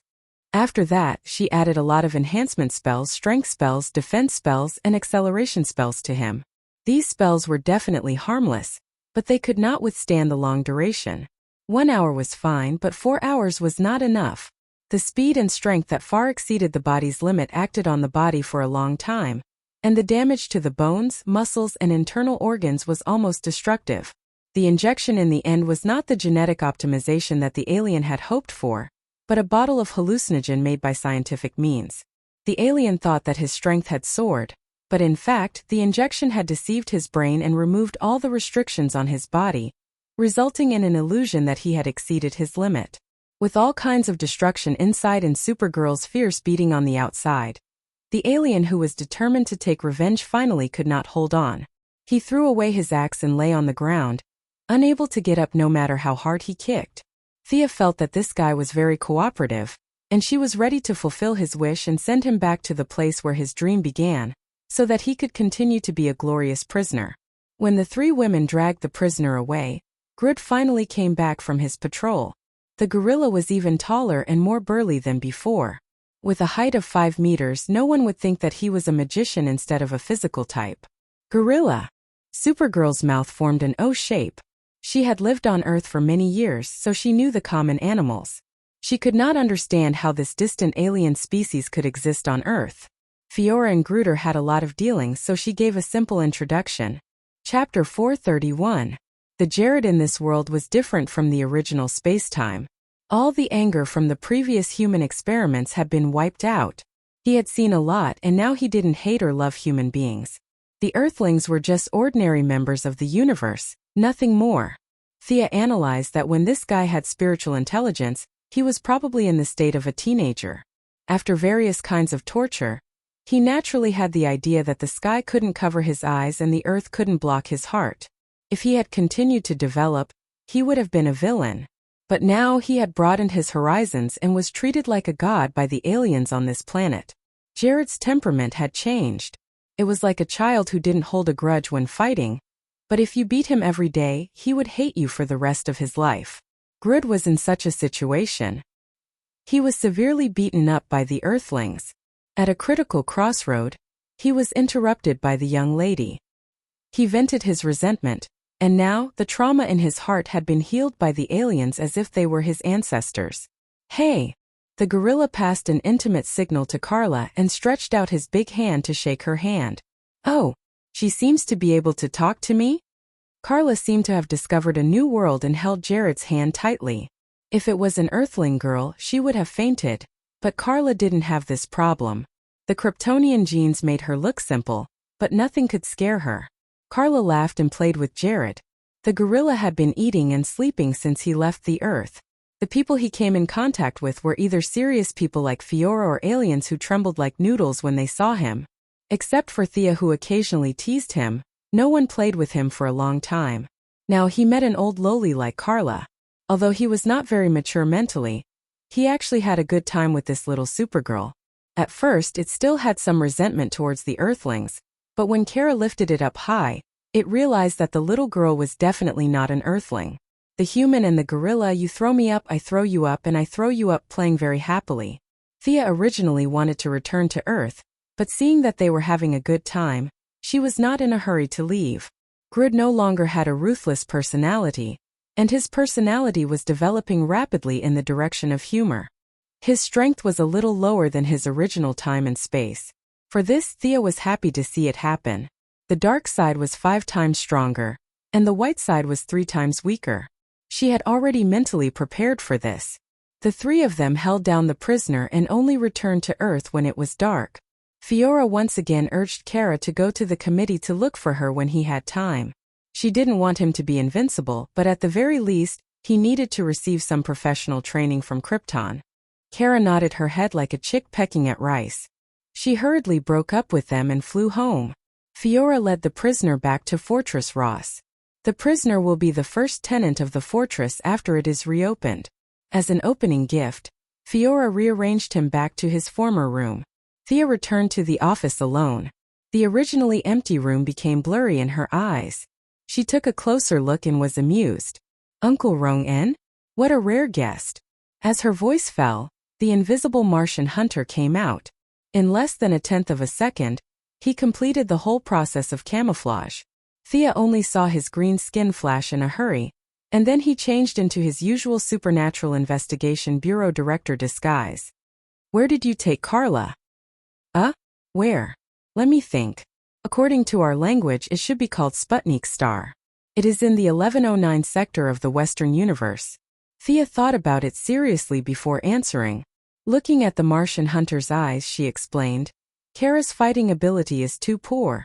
You also know Fiora. She is going to train Kara. She doesn't expect him to be very powerful, but at least he can protect himself. Kara's ability is enough to protect himself. The Martian hunter's father, Boda, came out suddenly. He regarded all the beautiful and lovely girls as his own daughters, and the Danvers sisters were the most important among them. Thea curled her lips and transmitted some images to him through her mind, all of which were the appearance of Kara being pressed on the ground and beaten up. Look at these, he can't even use 1/10 of his own ability. How can he protect himself? What's there to protect? The Martian hunter looked at the images and was a little speechless. To be honest, the alien that Kara dealt with was a piece of trash in his and Superman's eyes. An enemy of this level almost killed Kara. This Kryptonian girl's combat ability was a little weak. Sia laid out the facts and reason, and quickly sent this overly worried guy out of the office. Pay attention to the balance between work and rest. Train reasonably, don't rush. Even after the Martian hunter left, he was still giving instructions through telepathy. Thea had no choice but to agree. After sending the Martian hunter away, Kara kept her promise and went to receive Fiora's training every few days. Superman and the Martian hunter secretly peeped at her, but they were both chased out by Fiora, who also had X-ray vision.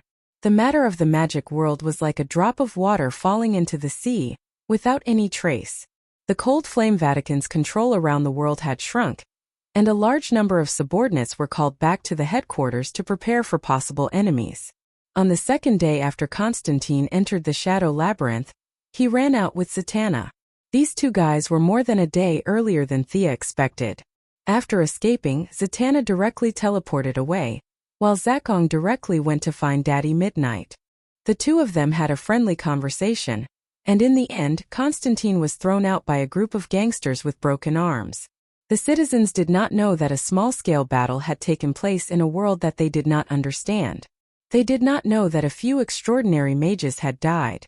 The magic world that had been suppressed by the Cold Flame Vatican for a long time was jittery, and all kinds of rumors spread in a small area. Someone wanted to clear out the magic world, and the Cold Flame Vatican was the first to do so. Cold Flame Vatican wanted to lead the way, and if you don't want to die, hurry up and accept the offer. During this period of time, the major organizations received a lot of strange people who wanted to join them. These people were at most at the level of a magic caster, and they lived a tight life. Naturally, their real identities were not as good as they wanted to be. News of a plumber joining the FBI, and a street artist going to the CIA for an interview spread. Most of the mediocre people were dismissed, but a few elites stayed. For example, the Heaven's Eye Society recruited a person with superpowers who volunteered to join them. Dr. Mist, a black man with magic circles all over his body that could reflect all magic attacks. This South African doctor abandoned medicine because of his wife's death.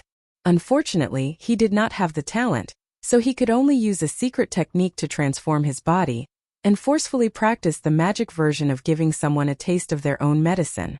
Chatter Santana, who was once heavily injured by Thea, had fully recovered. Amanda ordered him to use his own devil's fire to attack Dr. Mist, and the result was very satisfying. The devil's fire was reflected back at him. Several test results showed that this person did not have any attack power, but was almost perfect in reflecting all kinds of energy. Amanda was so happy that her back teeth were showing.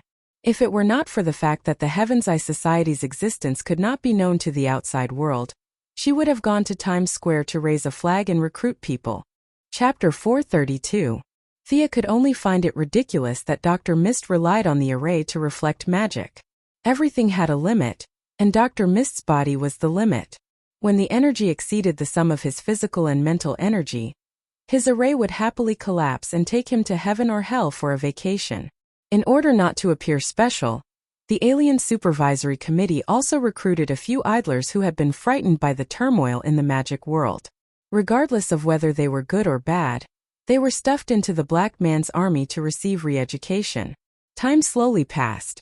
The four-man team of Star City was fighting against the gangs led by the Brick Wall, and Batman was training the third-generation Robin. As the center of the maelstrom, the metropolis naturally wouldn't be peaceful. Sia came to attend a court hearing while rubbing her forehead. She was surrounded by dozens of bodyguards in black, and there was a large circle of reporters at the outermost circle, asking questions with all kinds of cameras in their hands.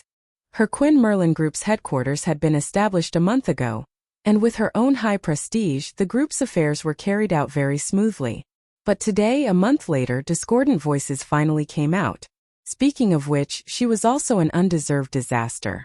As the hero who saved the metropolis, she had a 3-meter-high bronze statue in the city center square to commemorate her saving tens of millions of citizens.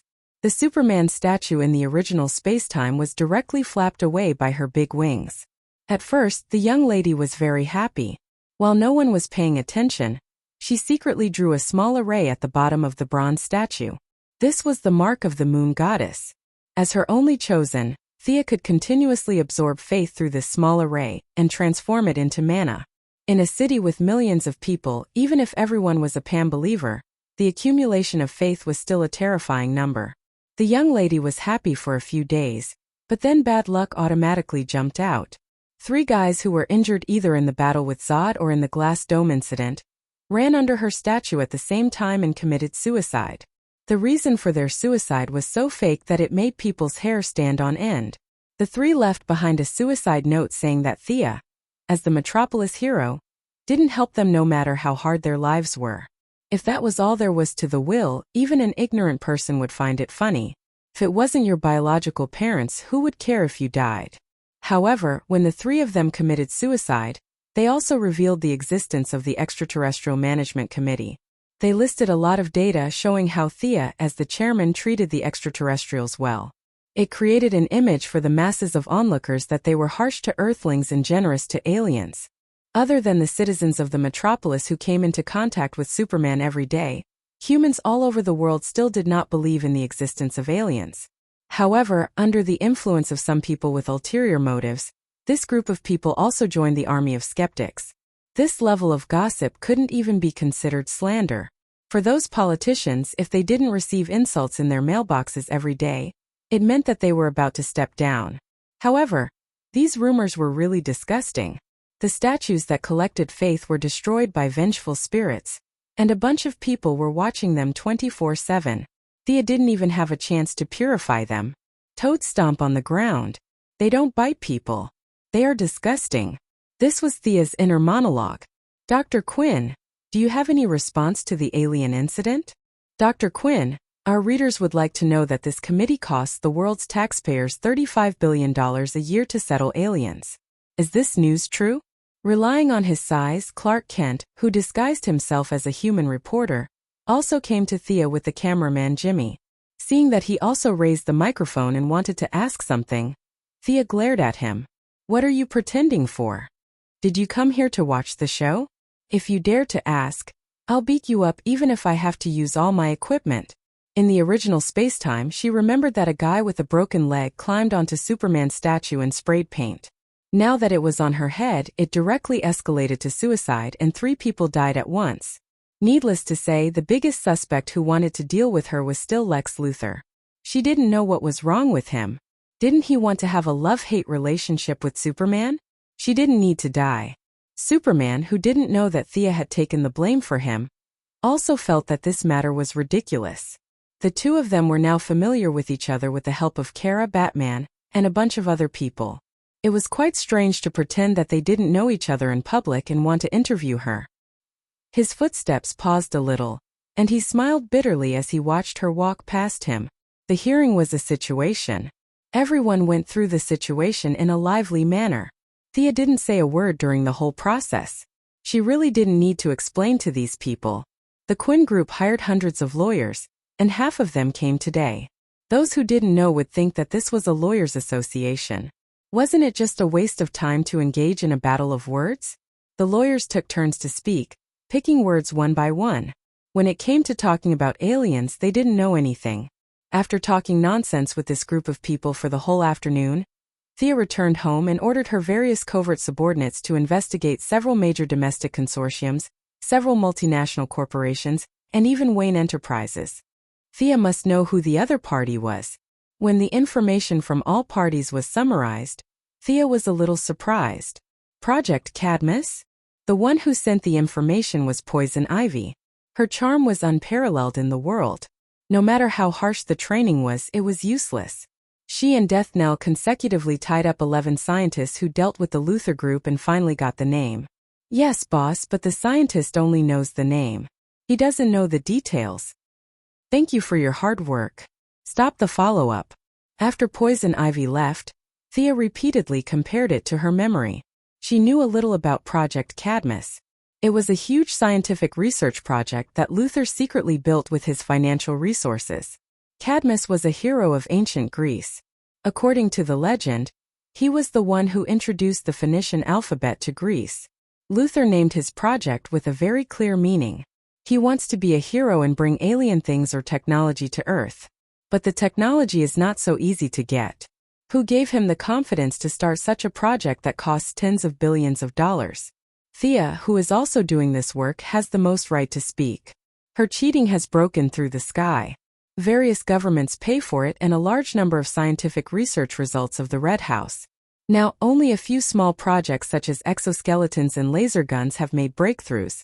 But Luther's plan is not small. He wants to lead the Earthlings to complete their self-evolution and catch up with or even surpass the level of the Kryptonians. From the point of view of the Earthlings, he is a well-deserved hero. Who is helping him? Thea suddenly thought of a person, the Kryptonian adjutant who escaped from Ross's fortress, Norn. This guy has been looking for a long time and disappeared like the ground. He won't be involved with Luther, right? Chapter 433. This group of people had destroyed all the images related to them before leaving the spaceship. It was very difficult for Sia to rely on Croydon's compass to find them. There was not a single photo. The compass was just a magic tool, it was not a search engine.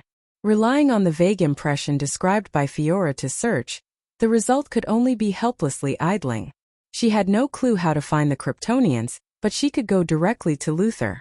Early the next morning, Milady, wearing a navy blue dress and thin high heels, rushed to the Luther group with dozens of bodyguards and assistants in more than a dozen cars. This was her first time in the New L building. The overall layout of the building was not bad, except for the huge portrait of Luther at the entrance and Luther's quotations hanging everywhere. "All of you wait outside." In front of Luther's office, Thea turned around and ordered. She walked over alone, and the secretary opened the door for her with a smile. "Is the missing Kryptonian with you?" Thea asked directly. Luther shook his head like a rattle drum and denied it. "It doesn't matter if you don't admit it. What I want to say is, don't try to control something you don't understand." Thea was not surprised by the appearance of Doomsday. She could not prevent it at all. The chances of the Kryptonian adjutant colluding with Luther were very high. Both sides thought the other was stupid. Norn looked down on the technological level of the people on Earth. He came to Earth with a condescending attitude. Not to mention Luther, who had solved Fermat's last theorem in kindergarten. With a little hint, it was not difficult for him to replicate Doomsday's cells with his intelligence.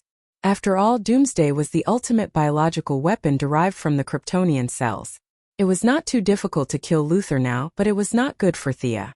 The people on Earth needed real evidence to realize the danger they were in. When they were frightened to a certain extent, it would be followed by a backlash. Superheroes would erupt like a geyser, and the birth of various teams would be unstoppable. This was the only way to fight for survival in the ever-changing future. After warning Luther, Sia kept looking at him. The atmosphere between the two of them was very tense. "Don't think I don't know. You've done a lot of those experiments." Luther relied on his own conceit to resist Thea's powerful aura. The young lady didn't use her fear emotion and only used her normal aura. From this inadvertent confrontation, it could be seen that this guy's willpower was almost off the charts. Thea did not answer Luther's question. She had indeed done a lot of experiments and even tried to find Doomsday's weakness. These were things that could be done but could not be said. "So, you admit that the Kryptonians are with you?" "I admit it."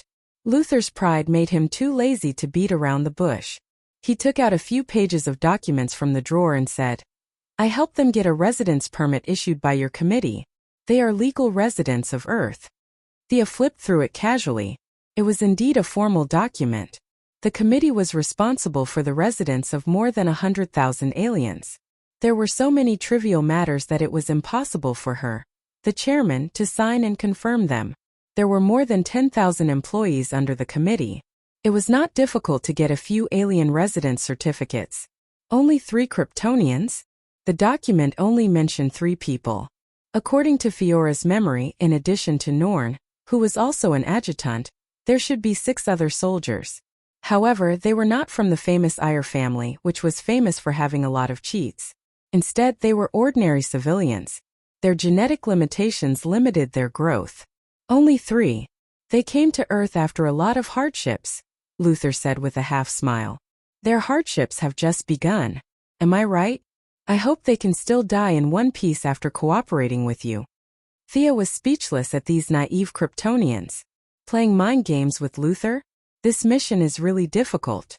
I hope the Kryptonian god will bless them. Both of them got the information they wanted. Thea turned around and left. There was still some time left.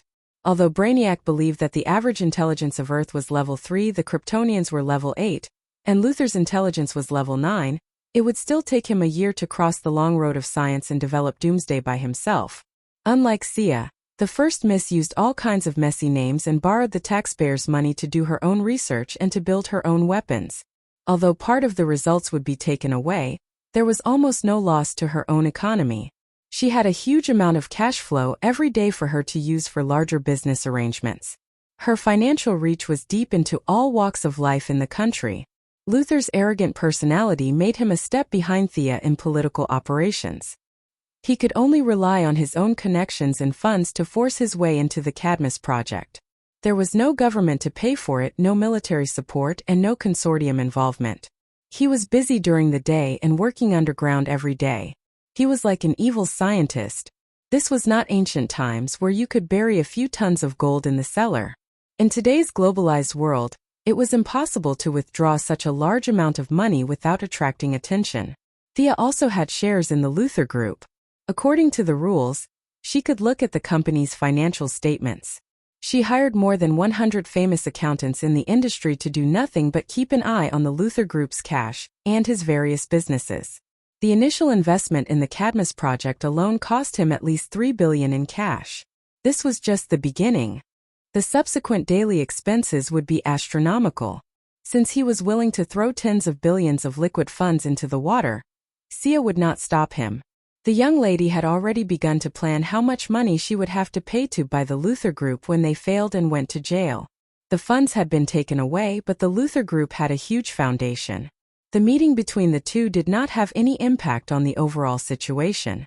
Without Luther's instigation, the suicide incident was widely spread on the internet, and all kinds of questions and puzzles emerged. The best way to deal with this was to muddy the waters. The young lady ordered the company's public relations department to use money to pave the way, bribe the print media, and hire internet water army to stir up trouble. In order to divert attention, she negotiated with several major agencies to make their artists break the news. Who was going to a hotel with whom today? Who was going to break up with whom tomorrow? The world's attention was involuntarily attracted. The uproar about the alien incident that had been going on for a month was gradually buried in all kinds of gossip. Although the incident had subsided, the sensitive people had noticed the existence of aliens. Several members of the committee discussed it behind closed doors and decided to maintain the status quo. Those who knew could know, but those who did not know, it was better not to know. The unlucky incident gradually subsided. The expedition team deep in Peru finally brought her good news. The temple had been found. Chapter 434. Thea excitedly rushed to the target location that night. The expedition team felt that she was a little too fast, so she used a supersonic plane as an excuse. Is this the place? Thea looked at the building that looked more like a pyramid than a temple. The expedition team was at the outermost area of the temple. The location of the temple was like a small island in the middle of a lake. The place where the lake was supposed to be was now filled with silt. The expedition team was paid to do this, so they did not continue to investigate. They could report to their superiors once they found the temple. This is the place. Look inside. I heard that this temple has a history of thousands of years. No one dares to enter it. However, according to the locals, there seems to be some traces of uncivilized aborigines on the island. The leader of the expedition team happily introduced the temple to Thea. In his mind, this task was really not difficult. He did not need to explore deeply. As long as he saw the temple, the reward would be just as generous. Such a good task could only be encountered once a year. He happily told Thea a lot of local customs. She took out her phone and asked her assistant to transfer money to the expedition team. She did not find the remaining two teams, but it was a little hard to earn money. She did not start to carefully look at the temple until the noisy crowd left. She flew into the air and looked carefully. The building was more than 300 meters long, 105 meters wide, and more than 40 meters high. Wide stone steps were laid out step by step. At the top was a pool-like altar. The four walls of the altar were carved with various scenes of primitive Aborigines fighting, sacrificing, and harvesting. Indeed, as the locals said, there were signs of Aborigines living outside the building, but there were not many of them, only about 30 of them. The aura here was very obscure, and there were ripples of a special frequency in the air. Every time she wanted to use the Eye of Horus to peek inside, it would be offset by the strange ripples. Even with her superb mental strength, it would be blocked by the special reliefs on the outer wall of the temple. If she closed her eyes, she would not be able to see this rather large building at all. Interesting place. Thea came in a hurry and did not bring her subordinates. She flew around the periphery and did not find anything that could pose a threat to her. Then she slowly landed in the middle of the lake. The muddy ground covered by layers of dead leaves made her a little uncomfortable in her leather boots. Who? Woo! Several natives who only had animal skins around their waists had different expressions when they saw her suddenly descend from the sky. Some gritted their teeth and glared angrily, while some prostrated themselves in worship. It was just that their language was really vulgar. Thea frowned and picked a cleaner-looking old man standing in the middle of the crowd. Her 5 fingers grabbed the air and pulled the old man over.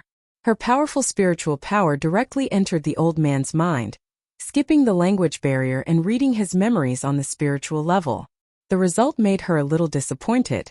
The old man was the previous leader of this group of people, and the current leader was his son. Even so, there was no more information about the temple in the old man's memory. It was only passed down from generation to generation that they could not leave this area, nor could they enter the temple. Such a melodramatic curse, only Merlin and Morgan had the motivation and ability to do it. It was most likely that their ancestors were sinners or something. This kind of plot could be found everywhere, it wasn't anything new. After throwing the old man back into the crowd, Thea ignored these natives and walked slowly to the entrance. There were many dried bloodstains and weathered bones at the entrance. Presumably, these natives were not willing to be trapped here forever, so they kept sending people to explore the temple. Unfortunately, these brave actions were all destroyed by the curse of the bloodline. The road had been soaked in blood for a long time, and many bones had grown together with the bricks. A few skulls scattered on the ground opened their mouths slightly, as if they were still issuing a silent warning to everyone who entered the temple. Thea used 4 or 5 detection spells in a row. There were no traps at the entrance at all. Then, under the nervous gaze of the natives, she walked in. As she walked into the temple, the torches on both sides of the wall seemed to have received some kind of signal and lit up one by one. The path was not winding, and there was a crossroad inside. Thea entered from the north gate and exited from the south gate. She walked carefully and did not spend more than 10 minutes. Strange, there's nothing here. Thea turned around and walked in all directions again. Except for the sound of her footsteps that lit up all the torches in the temple, there was nothing unusual. These ancient mages all liked to pretend to be masters. Milady was too lazy to search by herself. She took out the power armor and activated the artificial intelligence scanning function. The temple also hindered the scanning to a certain extent, but after all, they were different professions. Thea adjusted the scanning frequency twice, and the magic enchantment of the temple was completely deactivated. Gideon scanned the interior and exterior of the temple, and began to compare the information. The gaps between the bricks, the structure of the wall, the weight of the temple, and ancient buildings were still buildings. The numbers could not be faked. After a large number of positive and negative function calculations, he found a secret door in 2 minutes. The secret door was not heavy. Thea gently pushed it, and the door opened automatically. The dark room opened to her. The dark room seemed to have absorbed all the light. The hundreds of torches in the temple were instantly extinguished. Thea seemed to be standing in the void. It was so dark that she could not even see her own fingers. She raised her hand and released a light spell. The spell that was easy to cast in the past was extremely difficult to cast now. Fortunately, Thea's magic power was considered to be one of the best in the world. Just as Etrigan said, if she was in ancient times, she would have no problem being a court mage. Thea increased the output of the light spell. Only then did she see the internal structure of the dark room clearly. The first thing that caught her eye was the dark giant coffin in the middle of the room. Thick and heavy. These words could be used to describe this giant coffin. However, it was not the coffin that attracted her attention. It was the skeleton sitting cross-legged on the giant coffin. Unlike the natives outside, whose bones were weathered beyond recognition, this skeleton was at least 9 meters tall when it was alive. From the shape of the pelvis, it was not difficult to tell that the skeleton sitting on the giant coffin was a female. Morgan Le Fay? Thea wanted to withdraw her gaze, but she found it difficult to do so. The other party's flawless white jade skeleton was constantly emitting a demonic charm. A seductive rhythm was silently knocking on her heart. The skeleton held a golden cube suspended in the air with both hands. The cube was slowly rotating. As the golden light changed, it constantly emitted knowledge about life and death, order and chaos, power, status, wealth, beauty, and knowledge that pointed to the truth of the universe. Ordinary people would definitely not be able to withstand this combination of fists. Unfortunately, Miss Thea was an exception. At first, she was really a little bewitched by the strange skeleton. However, when the skeleton came up with wealth, status, and knowledge, the corner of her mouth slightly raised, revealing a mocking smile. Chapter 435. Regardless of who designed this setup, she found it hilarious. A medieval sorcerer was trying to tempt her with wealth? How much money had they seen? Status and power were also a farce. They followed Arthur until they died, fought until they died, and all they got was a piece of land which might not even be as big as some Texas farms in modern times. How could a landlord who only guarded a small piece of land talk about status with Sia, who controlled the world's economic lifeline? Talk about power? Women were even more ridiculous. She had the heart but not the strength. She already needed to use all her spells to deal with Diana, let alone 2 more beauties? Forgive the young lady. The spinning golden cube was the clue that recorded the book of magic. It was definitely a malicious product of the world. The other side of the book led to a technological plane that rejected all supernatural powers. How stupid must Sia be to want this thing? Even if it was given to her for free, she wouldn't want it. The 2 great villains, Nick Nacro and Felix Faust, had likely failed to resist the temptation as they happily carried the golden cube to search for the scammy book of magic. As a result, they missed out on something even more important. The charm of the corpse was like a filter. The strange rhythm sensed that she was free from the influence. It also retracted its light and slowly fell silent. I came from the void. Starlight shines on the fountain. Flames burn on the sky blue dome. The wind of the 4 seasons. The wind of the 4 seasons sighs on the distant shore. An ancient-looking high chair suddenly appeared in the dark room. On the chair sat a beautiful woman. The woman was wearing a colorful purple robe. Her body was lithe and her curves were graceful. Her eyes flickered as if they were light and quick. What was even more impressive was her long golden hair. The woman's temperament was like that of a fairy who had descended to the mortal world. The words she spoke were also filled with an ancient style. If one listened carefully, it seemed that there was some kind of truth in them. Thea stared at her attentively. She was a little nervous as she listened to the woman recite the opening words like a song. She had made a few defensive spells into gems and was holding them in her hands.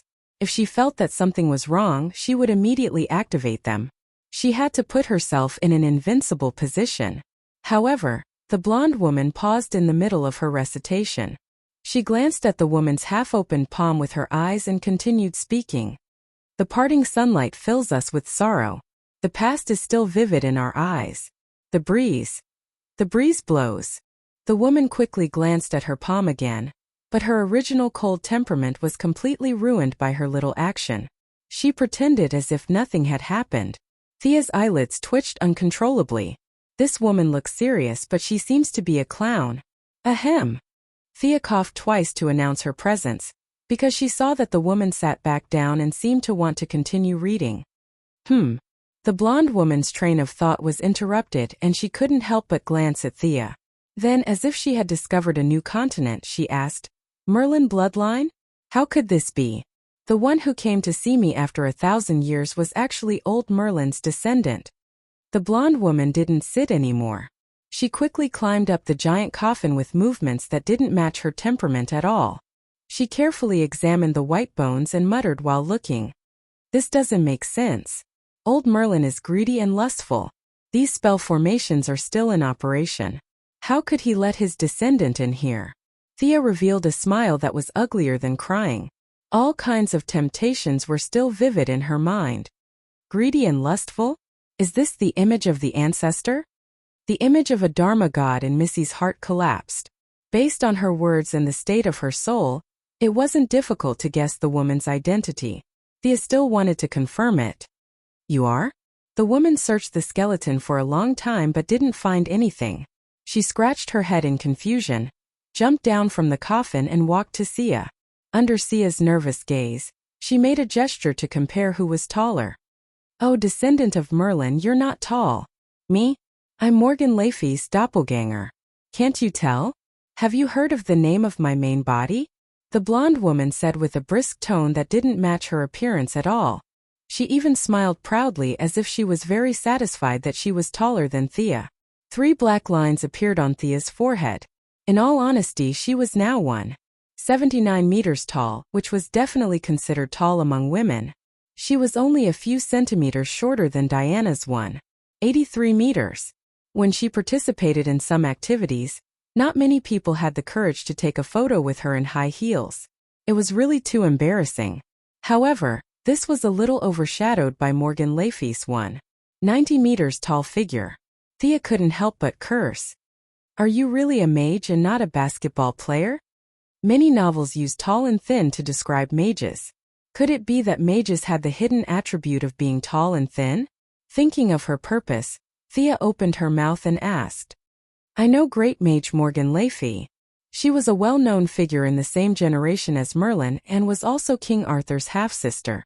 Thea didn't mention anything about black mages and continued to ask, where is your main body now? The blonde woman sighed slightly with her hands behind her back. My main body is no longer in this world. Most likely she ran off to play somewhere. Thea almost spat out a mouthful of old blood.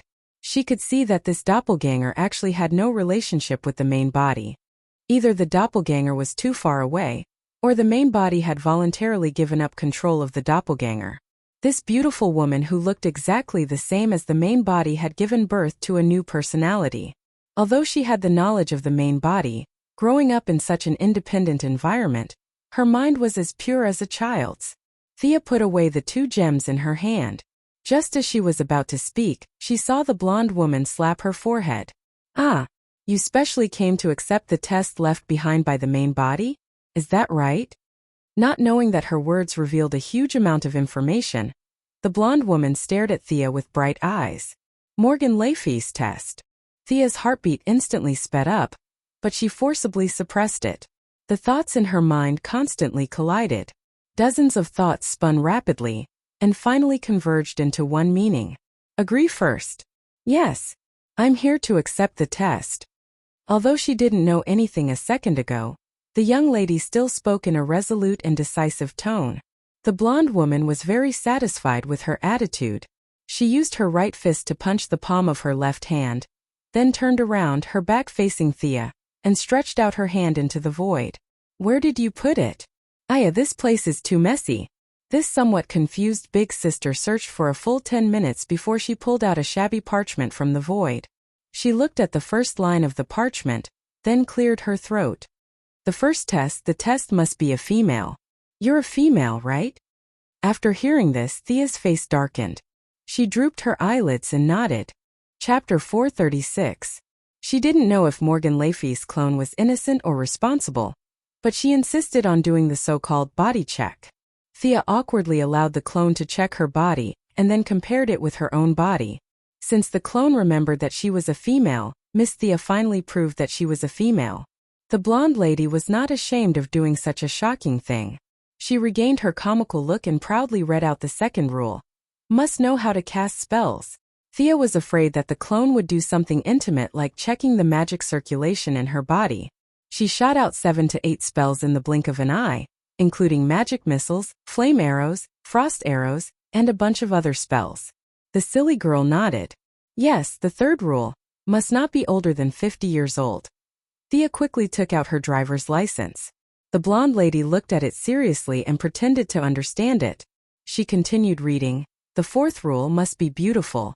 There were a lot of questions and Thea was tired of dealing with them. She felt that this was not a test, but a check on her household registration. Name, age, gender, and family situation were all asked. The 17th rule: the host must obtain the scepter gem of Gaius Octavian, the first monarch of the Roman Empire, the Star of Scribonia, named after his wife. The time limit is 3 days. There's no need for 3 days. This gem is in my hands. Thea rummaged through her ring expressionlessly, and then threw a purple gem to the blonde lady. Oh, it's so beautiful. Ahem. I'll give this gem to the host for identification. You passed this test. Morgan Le Fay's clone played with the gem for a long time and wanted to throw it back to Thea. However, she couldn't bear to do so. In the end, she came up with a lame excuse and put it in her pocket. Oh. Sia glared at her. She only stopped when Sia gave her a fawning smile. You should at least thank me for coveting my things. You've passed the 18th task and the 19th task of collecting supplies. The 20th task. Thea finally understood as the clone continued to read out all kinds of tests. The host's tests were so flexible that it made one's hair stand on end. For example, in the 44th rule, she asked the testee to kill a Medusa. Where would Thea find Medusa in this modern society? She took out a fiery red gemstone and pretended that she had accidentally dropped it. The gemstone rolled to the feet of her doppelganger. The golden-haired big sister instantly learned the ability to misrepresent a deer as a horse. She then said that the gemstone on the ground was Medusa's head, silently passing this level. Merlin was said to be greedy and lustful, but judging from the personality of Morgan Le Fay's avatar, her main body wasn't any better. Holy and evil? That was just a rumor from the later generations. After coming into contact with them personally, Sia no longer had any respect for these legendary figures. These guys were not much harder to deal with than General Amanda Ryan. Although both the examiners and the examinees liked this kind of flexible working method, Thea's gems didn't just fall from the sky. She could be flexible when it came to some troublesome tasks, but she still had to rely on her own ability to deal with some simple tasks. As time passed, the trials became more and more difficult. On the 82nd trial, Morgan Le Fay's clone directly grabbed a native from the outside. The native who entered the divine temple began to have his blood boil violently. The task was very simple. She just had to ensure that this person lived for more than 10 minutes under the effects of the bloodline curse. Thea didn't dare to neglect. The moment this person entered the divine temple, his pupils began to dilate and his whole body began to convulse. If she didn't treat him in time, he wouldn't even last 10 seconds. Healing, greater healing, regeneration, and all kinds of light and water spells were used to greet him. At the same time, all kinds of strengthening spells were cast on him. However, in less than 2 minutes, this person's body potential was exhausted. The recovery of his magic power was already behind the outbreak of the curse. Magic couldn't save him anymore. She directly injected a shot of adrenaline. Thea glanced at the golden-haired big sister. Seeing that she didn't have any reaction, she no longer had any scruples. She directly activated the medical cabin with a new energy source. Heart failure, cardiopulmonary bypass, kidney necrosis, abdomen disembowelment, and changed to a mechanical one. She injected 10 tubes of stimulant that could make an elephant run wildly for 3 days. All kinds of nutrients were poured into the body as if they didn't cost money. Poison ivy, according to her actual situation, had prepared a large amount of chlorophyll that was rich in vitality. After a little experiment, she found that the human body didn't reject it. She also gulped down a bottle. Time's up, not bad. The golden-haired big sister looked at her with satisfaction. Thea breathed a sigh of relief. She summoned a ball of water and washed the dirty blood off her hands. Only then did she have time to carefully look at her work. It seemed that the divine temple's curse on the bloodline only lasted for 10 minutes. Now, after 10 minutes, this person was breathing and had a heartbeat. His brain was still receiving signals from the outside world. From a physiological point of view, this person was still alive. However, his heart was placed outside his body. More than half of his internal organs had been replaced. All the capillaries in his body were bursting from the chlorophyll. His cells were still bursting with new energy, due to the stimulation of stimulant. They were constantly dividing, growing and dividing. The violent outburst of cells in a short period of time had greatly shortened this native's life. The best ending for this person was to live as a cyborg. Thea didn't ignore the follow-up just because the time was up. She thought for a while and used her skillful mechanical knowledge to re-expel the excess substances in his body. Metal skeleton, biosimulated nerves, and artificial skin. With the help of the medical cabin's powerful functions, it took her half an hour to clean up this person. Thea motioned for the golden-haired big sister to send him out. She felt a sense of accomplishment. She had created a cyborg in 40 minutes. After this person woke up and returned to his race, his strength and speed would definitely increase a lot. The artificial skin was also determined. If she didn't dissect it, she wouldn't be able to see any clues from the outside. After calming down for a minute, she motioned to continue the test. After spending so much time and effort, Thea had to see what the final reward was. Morgan Le Fay's doppelganger was a spiritual body. Didn't know fatigue at all. Seeing that she wanted to continue, it also happily began the follow-up test. The Phantom of the Knights of the Round Table was beaten up by the young lady's magic and martial arts. Thea played riddles with the Sphinx. She took out a file of Gotham's Riddler. Many of the riddles were difficult for Batman to solve. She picked a few difficult ones and directly defeated the Sphinx's doppelganger, whose intelligence was lowered by several levels. The 98th test. Find the treasured sword of the original body's nemesis, Merlin. When the golden-haired big sister saw this line of words, she was a little stunned as she looked at Thea, or rather, her neck. You saw this too, right? The treasured sword is right here. Thea shook the treasured sword that was disguised as a necklace. This test could be said to be reasonable and expected. This test would be extremely difficult in other times, but in this modern society where the Heaven's Eye Association had been searching everywhere for decades, they had basically collected all the equipment of famous sorcerers. Even if they wanted Merlin's staff, Thea could pay a little price for it. This test was almost no difficulty for her. Chapter 437. Alright, you've passed all the tests. Now you can take your reward. Morgan Le Fay's doppelganger closed the parchment and summoned the golden cube that the skeleton was hugging, hinting for Thea to come forward and take it. What's the meaning of this? Thea initially thought that the reward was really this cube, but she soon realized that something was wrong. Not to mention the actual use of this thing, just the fact that it was a part of a trap meant that Morgan didn't value this thing at all. Morgan and Merlin fought for 3 days and 3 nights, and then worked together to deduce the clues. She was afraid that it was all fake. This skeleton was also a bit fake. Thea didn't believe that Morgan would engrave such a low-level spell like charm on his bones. That was too low. Most importantly, there were only 98 questions in the test. As long as she read a few more books, she would know that there was 1 or 2 more tests. Perhaps the cube itself was also a test? Taking this cube now was definitely a stupid thing to do. Thea stood still and shook her head. I don't want it. You really don't want it? It contains the truth of the universe. I don't want it. The blonde doppelganger sighed and put away the golden cube and parchment. You've passed the last test. Come and take your real reward. After saying that, she reached out and wiped the space, and a pool of dark blue lake water suddenly appeared in the dark room. The water rippled. This wasn't the so-called mountain spring water of modern society. It was clear and transparent, and the water contained bursts of vitality. Along with the slight undulation of the water, one could hear the lake water hitting the shore and smell waves of moving fragrance. Thea was finally a bit moved. She didn't expect the blonde Morgan Le Fay to answer her, because she recognized this pool of water from the source of her bloodline. This was a part of the elven kingdom of Avalon, the habitat of the goddess of the lake.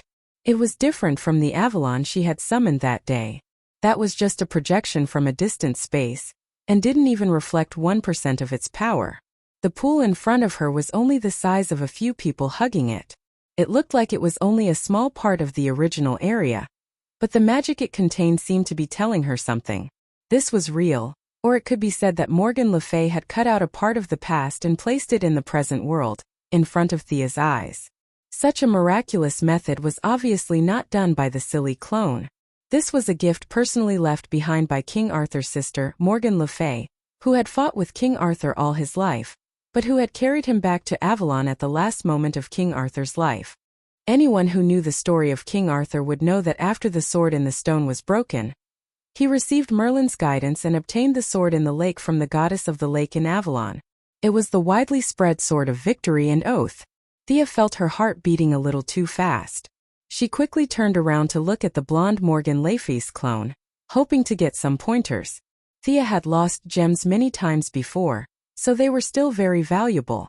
The golden-haired woman scratched her head, nodded at her, and made a throwing gesture. Throw things into the water? Then the goddess ran out. Is this the golden axe you lost? This story doesn't seem to be set in England. Thea was a little stumped. After she lost another 3 gems, the silly doppelganger instructed her in a low voice. You have to let the goddess of the lake see your confidence and courage. Then it ran away quickly. Obviously, this was the limit of what it could reveal. Confidence and courage? Thea was deep in thought. The lake was very shallow, so it shouldn't be a test of superficial courage like jumping in. And it also wasn't a test of honesty like the golden and silver axes. Then there was only one result, the courage to be willing and the confidence to persevere. She threw a gem into the lake, and the lake water spat it out quickly like a grape peel. Obviously the other party didn't want this thing. Thea tried a dagger, a longsword, a round shield, a wrist guard, a helmet, and a lot of other modern products. Except for the long sword, everything else was rejected. She must have set her sights on the long swords. Shia was a little scared as she threw a few long swords into the lake.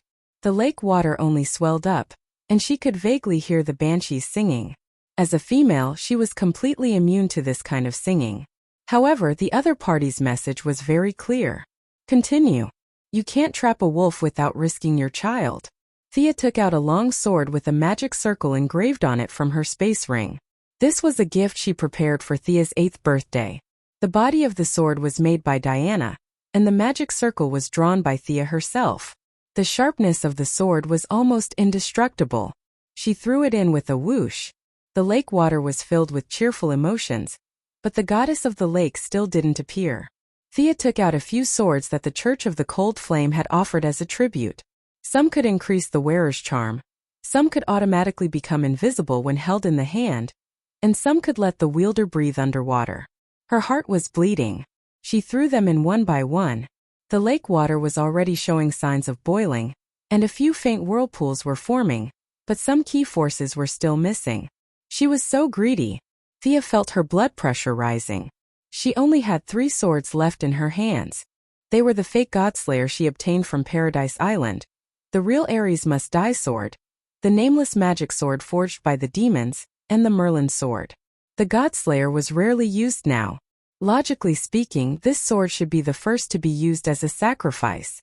However, Thea thought of her feelings for Diana, and the symbolic meaning of this sword was greater than its actual meaning.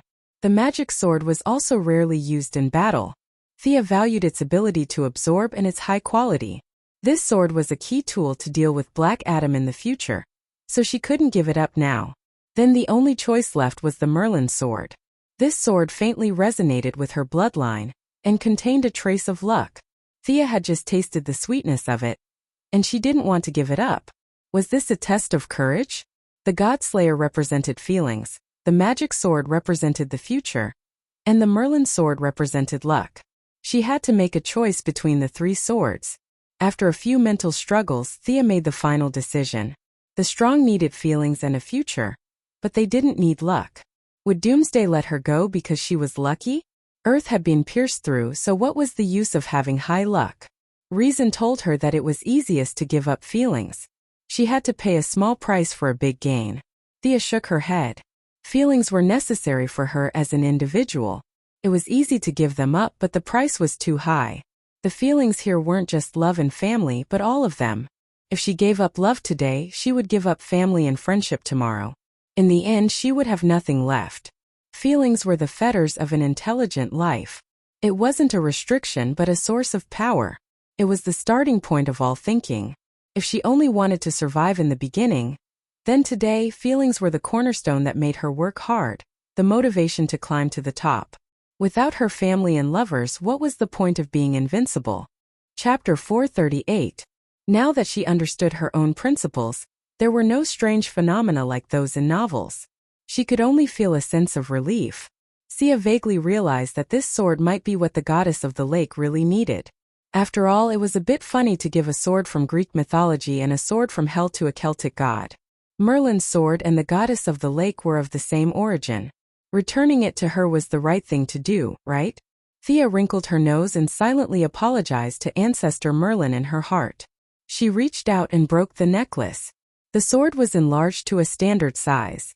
Holding the sword with both hands, she gently threw it into the lake. Merlin's sword did not sink to the bottom directly like the previous swords. Instead, it emitted a faint white light and slowly sank. The sirens singing and the sound of waves hitting the shore disappeared in a flash. Only Morgan Le Fay's avatar could be heard "Ayo," and disappeared without a trace. Sia stared at the surface of the lake nervously. The waves parted to the left and right steadily. The lake water, which had only reached her feet before, deepened visibly. A gorgeous goddess in a sky-blue peacock sleeves, a long dress, and emerald crystal earrings slowly rose from the water. A true god. A true god from the past borrowed some means to temporarily connect to the present world. The goddess of the lake's divine power was not vast, but the external feeling she gave was incomparably natural.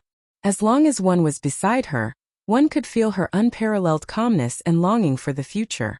Thea had only seen such an experience of facing a true god in her prime once before. At that time, the goddess of the moon shot an arrow from the distant past in order to cut off the mark on the elk. However, Thea's level was still a little low at that time.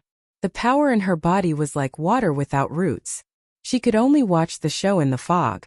What she actually understood and what she learned were all nonsense. Although Thea had not yet reached the stage where she was angry with Horus, this was her own timeline. The world did not reject her. Her vision and knowledge were far better than the empty shell with only power. The goddess of the lake today could let her see a lot of things. Her character and inner thoughts were not the path she wanted to take, but this close feeling of the goddess of the lake's power still benefited her a lot. The goddess of the lake did not speak. She just held her hands flat as if she was holding something and walked slowly towards her. Thea heard shouts of encouragement and support. Of course, there were also doubts and questions. She didn't know if this was real, or just a figment of her imagination. She tidied up her clothes and walked steadily into the lake. Thea clenched and unclenched her fists a few times. In a tenth of a second, she recalled her experience in the past 5 years. She took a deep breath and reached for the empty hands of the goddess of the lake. It had a physical body. When Thea placed her finger on the outside of the left wrist of the goddess of the lake, where she suspected the hilt, the solid touch told her that all the previous efforts were worth it. This legendary holy sword had crossed the distance of time and space, and was about to be reborn. As she touched it, the shape of the sword gradually revealed itself. Upon closer inspection, one would discover that the azure sword hilt was made from a star stone that could emit a faint light even in the abyss. The blade was in the shape of a half-moon. It was made of a metal that the ancient mages called the Earth's core gold. Thea's magic sword also contained a small amount of Earth's core gold, but the amount was very small. This blade was a whole piece of Earth's core gold that was smelted with the fire of the sun. However, these precious materials were just a foil. The 1.2-meter-long blade was the real treasure. It was not gold, copper, or iron. The blade was thin and light. Thea shook her wrist, and a variety of colors emerged. The bottom of the blade was engraved with the inscription Excalibur in Old English, which meant to break steel. However, modern society gave this sword a more unique name: the Sword of Victory and Pledge. The ancient mages could not recognize the material of this sword, but Sia was all too familiar with it. It was the same material as the Ring of Lamps, except that it was of a higher grade and grander. This was an ultimate holy sword that relied on the emotions of intelligent life forms, and was created through imagination. Unlike the single emotion of the Ring of Light, the emotions contained in this sword could be said to be extremely rich. At least, the few emotions that Thea knew, such as anger, jealousy, fear, courage, pity, hope, and love, were all contained in this sword. It was the same as the Ring of Light. Inputting one's emotions, it would emit a light that was countless times more dazzling than the sun, destroying everything. This was the combination of the thoughts of all living beings. To reach this level, Thea still had a long way to go. The premise to fully exert the power of the Holy Sword was to control all emotions. Her own emotions, the emotions of the outside world, the good, the bad, and the evil. In the face of the attack of all intelligent life and the combined thoughts of all living beings, presumably those who could not be named would also retreat. The goddess of the lake sent out the sword, and it gently brushed Thea's cheek like a spring breeze. Her hands were warm and soft, like a dancing evening wind, taking away all her worries and also smoothing out her slightly frowned brows. From the beginning to the end, the goddess of the lake did not say a word. She smiled and slowly retreated, and the light of the lake separated again, and the slight waves brought her back to her peaceful hometown. Thea watched her disappear into the lake and bowed deeply. At this time, any words would be useless, and the goddess of the lake did not say anything. Thea also understood her intentions. Just like King Arthur, this was the choice of fate and also her own choice. Did that guy leave? The originally silent atmosphere was instantly broken by the golden-haired Morgan Le Fay's doppelganger. This very amusing fellow had actually conjured a wall in the spacious and empty dark room. He leaned against the wall as he carefully looked around. Thea was too lazy to pay attention to him, and she casually waved the sword twice. This sword was fine just holding it, but as long as one had the intention to fight, the sword would become very heavy. She tried to inject fear into the sword, but the sword could only be said to be a little lighter, and it was still far from being able to be used freely. Thea was stronger than King Arthur in that she knew the existence of the emotional spectrum, and she knew about the 7-lantern core. As long as she could wear the 7 lantern rings, she could at least use half of the sword's power. Sister Morgan, do you know where the scabbard is? I can't always carry it, right? Thea tried to put the sword into the space ring, and could only turn to ask the blonde. The scabbard is much more important than the sword. When my original body discussed with that guy, he did not mention the scabbard. The blonde Morgan touched her chin and thought for a while before answering. The guy she was talking about was the goddess of the lake. It seemed that it was not easy to get a bargain, and the gods were not stupid. Thea certainly knew that the scabbard was more important. Originally, she wanted to see if she could get the scabbard, but today had given her a lot of surprises, so she was in a very good mood and did not continue to worry about the scabbard. Chapter 439. Isolated from the world. This scabbard was even more powerful than the holy sword. It could protect the wielder from all attacks, immune to the passage of time, and immune to magic attacks. It could even be said that the scabbard itself represented the word magic. This was the top law of the world. As the wielder of the current generation sword of victory and pledge, Thea could faintly hear the call of the scabbard. It was just that the distance was beyond her understanding. It wasn't on Earth, it wasn't in the outer space, it wasn't in the material plane, and it wasn't even in the timeline. Thea shook her head and collected her thoughts. She couldn't even use the power of the sword. It was too unrealistic to expect a scabbard now. Sister Morgan, this is... Thea was still thinking about the future when she saw the blonde woman drag 3 stone slabs out of the void with great effort. This is the reward left by the original body for the test. The blonde woman wiped the non-existent sweat on her forehead and said vaguely. Thea was a little dazed. She looked at the sword in her hand. Then what was that just now? That was the test of the goddess of the lake. You didn't think that the original body would reward you with a warrior's sword, did you? We're mages. Of course the reward is related to mages. The blonde woman said while looking at Thea as if she were stupid. Thea didn't want to argue with her about warrior and mage. The meaning of the holy sword was far beyond such a mundane definition. This clone looked mature and beautiful, but in fact, her intelligence was not as good as Damien's. There was no harm in following her words. This was the only experience she had in dealing with naughty children in the past 2 years. The dark gray stone slabs were very heavy. 2 of them emitted a faint white light, while the other one was shrouded in a faint black aura. Thea gently placed her hand on the stone slab that emitted a white light. The stone slab's surface was incomparably smooth, but when one's spirit power penetrated it, one would discover that the stone slab contained a wealth of knowledge. Morgan Le Fay might have anticipated the language barrier of the future generations. She was like Thea who read minds outside, skipping the language barrier and directly using her spirit power to leave her own magic and experience inside the stone slab. Huh! Thea, who had always been calm, could not help but exclaim softly. This evil sorcerer, who was known for his black magic, had left behind a large number of medical spells. Much of the knowledge was related to modern medicine, but it would take a lot of time to read all of them. The 2 white stone slabs contained medical knowledge, while the last black stone slab recorded necromancy and black magic. This knowledge was far more precious than Sargon's memories. In essence, it made up for the shortcomings of Thea's profound theories. It was what she needed the most right now. Big Sister Morgan, what level has your main body reached? Can one really reach the peak by simply accumulating magic power? To be honest, Thea wasn't very sure about her future. She couldn't compare to Superman and his gang. In this era where the old gods had passed away and the new gods were born, she didn't even know who to ask if she wanted to reach the top. She just walked forward like a blind person groping for an elephant. She could not find the answer on Earth, and there was no way she could go to planet Tianchi and knock on Darkseid's door. Hey Blue Fatty, tell me how to become the god of magic. Darkseid could kill her in seconds. Previously, she had thought that she could become a god naturally after obtaining the divine power of Black Adam and Shazan. However, after a brief interaction with the goddess of the lake, she realized that she had been too naive.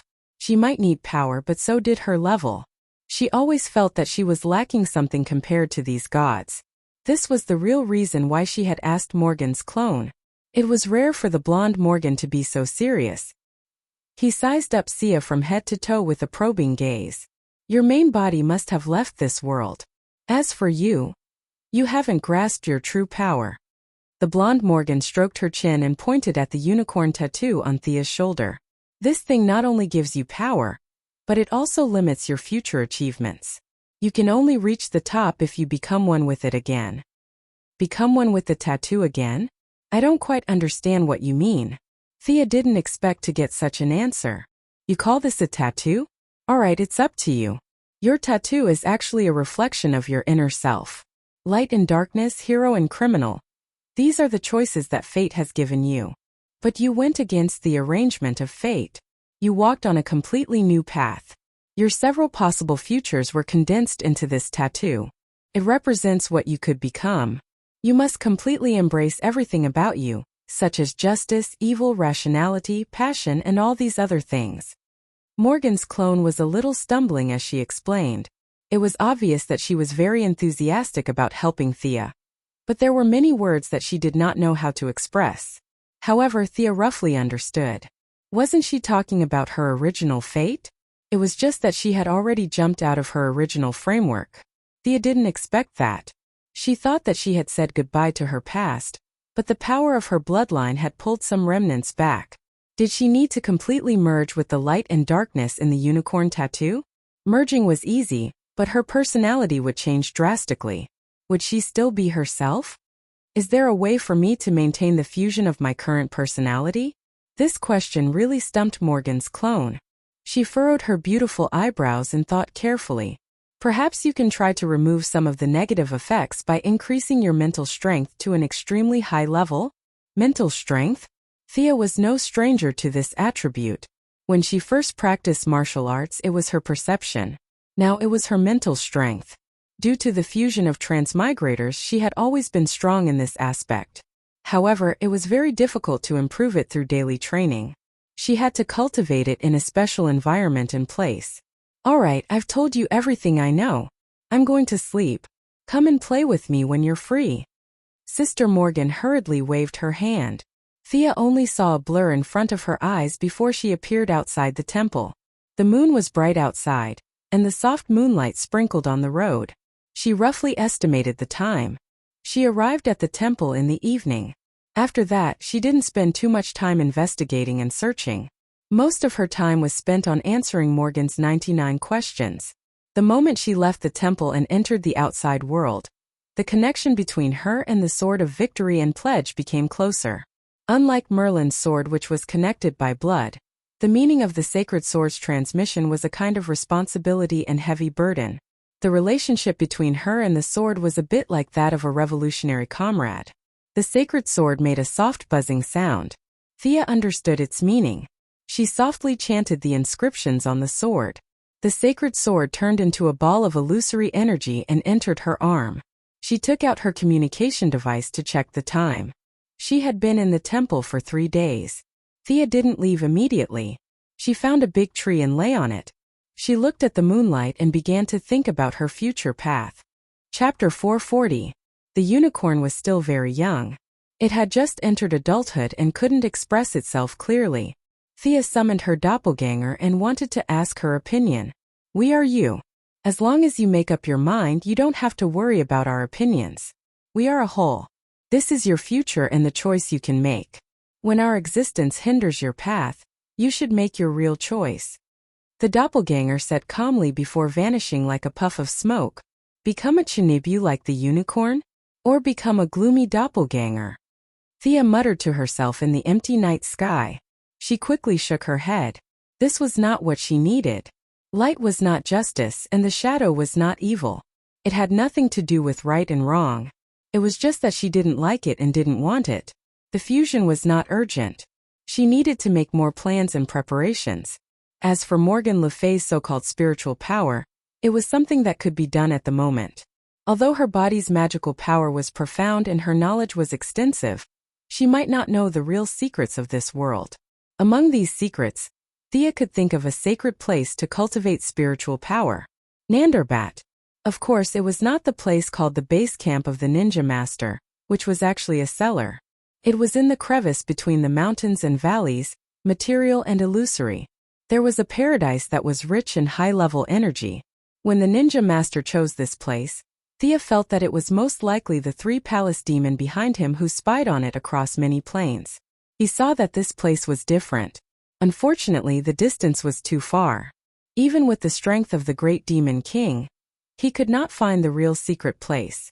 If the current Earthlings were the 5th generation and Atlantis was the 4th generation, this place was the treasure left behind by the original civilization of the Earth. Aware that their civilization was about to be destroyed, on the eve of the upheaval, these wise men of the ancient civilization gathered the spiritual power of the entire race and forcibly opened up a space. All of their people abandoned their material bodies and lived here in the form of spiritual power to avoid the inevitable disaster from the outside world. The original plan was good. Their spiritual power was preserved, and to a certain extent they were immortal. However, the 2nd and 3rd generation civilizations of the Earth appeared one after another. Without the support of a physical body for a long time, even the leaders with iron will could not withstand the erosion and baptism of time. They had forgotten their names and their mission. Tens of thousands of years of emptiness had caused them to be severely polarized. The kind were more kind, and the evil were more evil. The weak spiritual bodies were all abandoned. Many champions walked out of the spiritual space, some helping the new civilization to build a new home, while others hated these people for taking their place, stirring up trouble and committing all kinds of evil. They had all forgotten that the other party was once their kin, and the result of attacking each other was the destruction of all of them. As the world changed, civilized societies continued to rise and fall, and after that a new cycle began. Their weak clansmen had been left behind in that eternal spiritual space. Even in the books of the gods, which claimed to be omniscient, there were very few records of their former glory. They had been completely forgotten both physically and spiritually. When Zeus and the other gods fell into a deep slumber, mankind entered the 5th era. Many devout monks, bishops, and imams of Tantric Buddhism had their spiritual power skyrocketed before they died. They vaguely saw that place. From the few words they left behind, mankind named that place Paradise Lost, Heaven, Pure Land, and so on. Of course, this was the definition and perception of heaven by secular religions, not the heaven that actually existed. Thea arranged her own matters and came to this area alone. She wanted to find the entrance to Paradise Lost.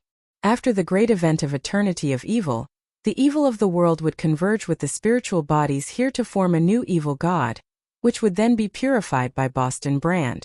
However, that was something that would happen a long time later, so it wasn't worth Thea's worry. Without alerting Talia and the others in Nanderbart, she dressed up like a traveler, bypassed the Assassin League's headquarters, and walked alone into the deep mountains. The civilized world was left behind by her. She was surrounded by towering mountains and rocks.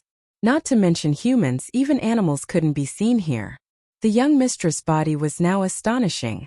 She walked steadily in the wilderness, taking out Croydon's compass from time to time to confirm her position. She had to admit that this item that Constantine had been thinking about was sometimes useless, but sometimes its effects were heaven-defying. Sia had done a lot of homework before she came here.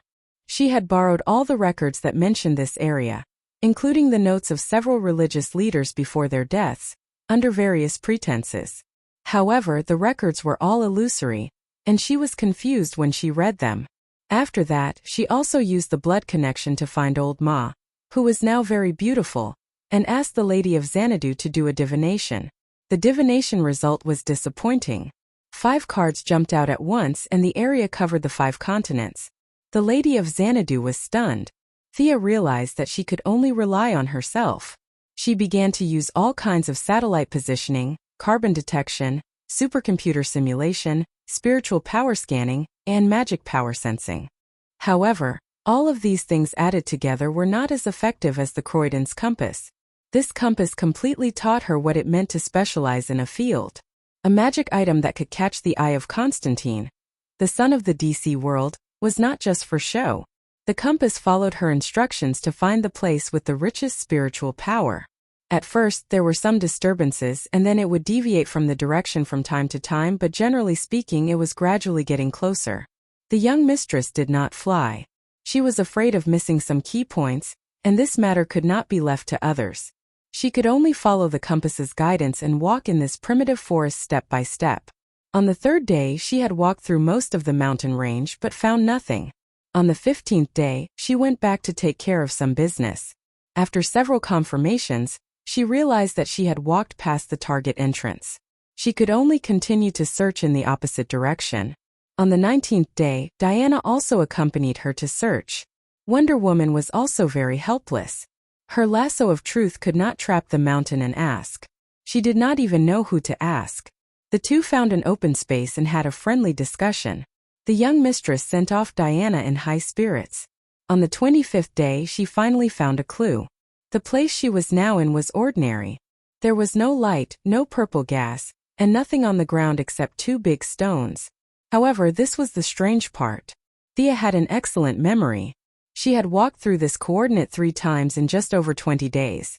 Her route had been recorded by Gideon. She had walked through the entire mountain area twice without any blind spots. Along the way, according to the compass's guidance, there were 7 or 8 places that she had walked through the same place twice, but only this place was the same place 3 times in a row. Chapter 441. Thea took out her compass and paced around. The needle of the compass went from south to north, and when she reached a certain point, it spun like a windmill. It's here. She sat in the same place. After more than 20 days of searching, she was exhausted. She still had plenty of physical strength, but she was mentally exhausted. She needed to recover and face any unexpected situations in a relatively good state. There's nothing in the sky, so it must be underground? Sia did not simply close her eyes to rest. In the original timeline, it was Ninekro who messed around. He was tricked by the fake magic book and caused a series of changes in Nandarbat. Only then did Paradise Lost reveal a tentacle from the spiritual world. Now nothing happened. This small world had been hidden for tens of thousands of years, avoiding the prying eyes of countless true gods. The hiding ability could be said to be very unique. Thea first used several detection methods of Sargon and Morgan Le Fay to explore the spatial structure here, and the results were very satisfying. Several spells transmitted the point under her feet. Although it was weak, it did have the meaning of an interlayer. After that, she began to search for the entrance, and the Eye of Horus was fully activated. From where she sat, she could almost see Mars, but she didn't see anything. This proved that the entrance was not in the sky. She turned her head and continued to search the ground, but after only seeing through 2 layers of rocks, she couldn't see any further. Her line of sight encountered an invisible energy, and then it was absorbed. It's underground? Thea was overjoyed. After busying herself for nearly a month, it was finally time to reveal it. She took out the God of Death's staff. This staff could sink the continent. Even now in the hands of an outsider Thea, its power was less than 10%, but a simple hole was no problem. The staff gently touched the ground, and she felt the throbbing of the veins. This artifact of Atlantis clearly told her that there was a cave under the rocks. Thea no longer hesitated. She flew into the air, held the staff with both hands, pointed the top of the staff at the ground, and used all her strength to strike it down. Rumble! The power of this staff could be said to be earth-shattering, and the vibrations could be felt from several miles away. Countless rocks fell, and a large number of trees were knocked down. The wild beasts that lived in the mountains ran out of their nests. Even the base camp of the Assassin Alliance at the outermost perimeter of the mountain area was affected by the tremors. The smug Talia thought that it was an earthquake and hurriedly ran out of the cave with a group of people, looking around nervously. Thea did not have the time to care about their feelings. She looked at the big hole she made and grit her teeth. This power was a little too strong. The hole had a diameter of more than 30 meters and was so deep that one couldn't see the bottom. This hole was so deep that the drilling team could work for at least half a year with the toughest drill bit. Thea was now completely confused about the function of this staff. This staff could only be said to be okay against enemies but against Earth. How much did the King of Death hate Atlantis back then? A magical weapon of the water attribute was actually made into a weapon for digging holes. Thea put away her unspoken criticism of the King of Death and waited for the smoke to dissipate. Then she flew down the hole. After only flying for half a minute, a cool breeze blew against her face. There was not much stale smell in the air, but it was fresh and comfortable. When she landed at the bottom, she saw countless snowflake stones, stalagmites, stone pillars, and stone towers. The surroundings were as pure and beautiful as snow. It seems that this place has been blocked by the rocks for a long time. Thea looked around. There was no other way around except for the skylight she made. She reached out and touched a nearby stalagmite. This was not a natural creation but a condensation of some kind of mental strength. She suppressed her excitement, knowing that the entrance was just ahead. The scenery in the cave could be described as extremely beautiful. The deeper she went, the more snowflake stones were condensed by mental strength. The spectacular and gorgeous scenery could be seen everywhere. Thea did not pay too much attention to the scenery, ignoring the deep silence around her, and walked steadily and firmly. There were many winding paths inside the cave. Along the way, the strength of the snowflake stones guided her. According to the strength of the energy, the closer she got to the entrance of the cave, the stronger it would be. She stopped in front of a 40-meter-tall statue of a petrified dragon. The statue was lifelike. This dragon, or a creature that looked like a dragon, had 2 heads, and its body was not as slender as what Thea had seen in the magic books. This dragon's body was sturdy, its back was high, and it also had 2 tails, but they were very short. The dragon statue was huge and blocked all the back paths. Thea looked and said loudly, "Behind you is the entrance, right? I'm not a bad person, can you let me in?" "Did you hear me? You're not dead, are you? If you don't move, don't blame me for being rude. I know you're still alive." Thea shouted for a long time, but the dragon did not respond. She could only hold the Death King's staff tightly and get into an attacking posture. The dragon knew that it could not hide it anymore. It quickly absorbed the weathered crystals on the surface of its body. In less than half a minute, its body was finally revealed. It moved slightly and breathed out a cloud of mist. A dragon without a physical body? At first, Sia thought that it was a giant dragon. But when it revealed its true form, she realized that she was wrong. This guy was another life form, not a natural life form at all. To put it in an inaccurate way, it was more like a giant dragon made of pure spiritual power. "You can't go in, you don't have permission." The dragon did not have a voice, and naturally could not speak. It used telepathy to speak. "Human, back off. I know you're not a bad person, I don't want to be your enemy. I have a reason to go in." Thea had been busy for a month, how could she be stopped by this guy? "No. Please, I have to go in." "No." Thea tried her best, but the other party was extremely rigid and refused to let her in. The other party's strength was not too strong. Thea felt that it was similar to the Charm Witch. It had sufficient mental strength but its body was stiff, and it needed a huge amount of mental strength to maintain the movement of its body. It could not even exert 30% of its strength. To deal with this kind of guy without a physical body, she could only use a large amount of magic to fight a battle of attrition. But it was different now. She smiled and took out the Sword of Victory and pledge. This fantasy-type holy sword was a collection of the will of all living beings. It had already reached the peak of mental influence, and could be said to be the ultimate nemesis of all mental creatures. "Hey, take a look at my sword." "Ugh." The 2-headed dragon's mental body flickered when the holy sword was taken out. Although it had never seen the sword, it could see the structure of the sword clearly. This sword could casually stab 100 or 80 creatures like it, which were made of spiritual energy. It was fine to deal with enemies with physical bodies, but to deal with an incorporeal body like it felt like it would die without a cause. It was a little scared. Chapter 442. However, the dragon was very stubborn. It knew that Thea's sword could kill it easily, but it still insisted on its duty and stood at the entrance, looking at her nervously. The young lady was in a bit of a dilemma. The sword of oath and victory was powerful, that was true. It also had a lot of restrictions. The spirit power dragon in front of her was loyal to its duty, and the holy sword didn't want to hurt it. If Thea forced herself to control it, there would be a barrier between her and the sword. Both sides would have a bad first impression, and it would be difficult to change it later. From another point of view, the dragon was both a guardian and an extraditor. Without its support, Thea couldn't enter that illusory world. Feeling that she didn't do anything further, the spirit power dragon was secretly relieved. It was not afraid of death, but it wouldn't ask for it either. After hesitating for a while, it proposed a compromise that it didn't think violated the rules. Find someone who is qualified to enter Paradise Lost, and let him invite you in. That's my biggest concession. Thea smiled. She could accept this result. As you wish, Guardian. After that she sat down. If it was someone else who met this condition, it would be hard to do. There were 6 billion people on Earth. Who was qualified and who wasn't? It would be hard to find a clue in the sea of people.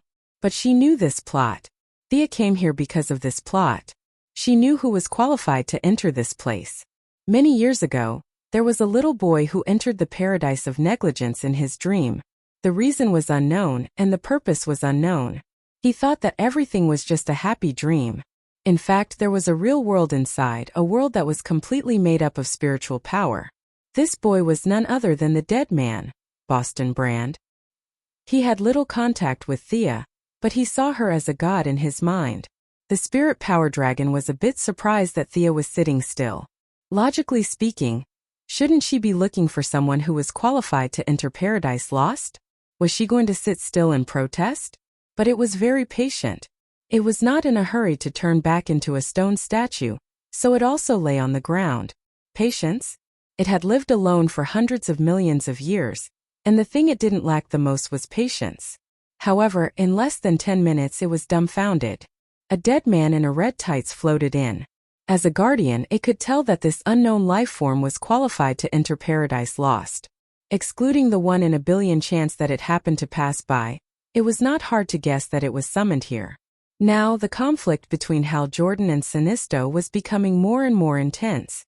As Hal's friend and Sinisto's subordinate in name, Deadman had been living on Earth all this time, fooling around every day. "Boss, your place is really hard to find." The Deadman was suspended in the air. He complained, but he was a little vigilant in his heart. He focused on looking at the spirit dragon, wondering if he should beat this big guy up later. The spirit dragon pondered for a few seconds. "Human king with the sacred sword. I will keep my promise and bring you into Paradise Lost. However, your body will not be able to enter. That is a world made of spirit." Thea was very happy. A human king with the sacred sword? This dragon was quite good at talking. When she planned to find Paradise Lost, she knew that her body would not be able to enter. This small problem could be solved by the sacred sword. The sacred sword gathered the will and imagination of all living beings. Its functions were as diverse as the stars in the sky. Holding the sword hilt made of starstone, one person and one sword communicated with each other. A power was transmitted from the sword. This was the power of imagination. It could make the impossible possible. Thea's body gradually dimmed. The body that was originally made of matter turned into spirit. From reality to illusion, she turned into a heroic spirit. This was one of the functions of the sacred sword. It allowed the wielder to freely change between reality and illusion. There were no side effects and no time limit.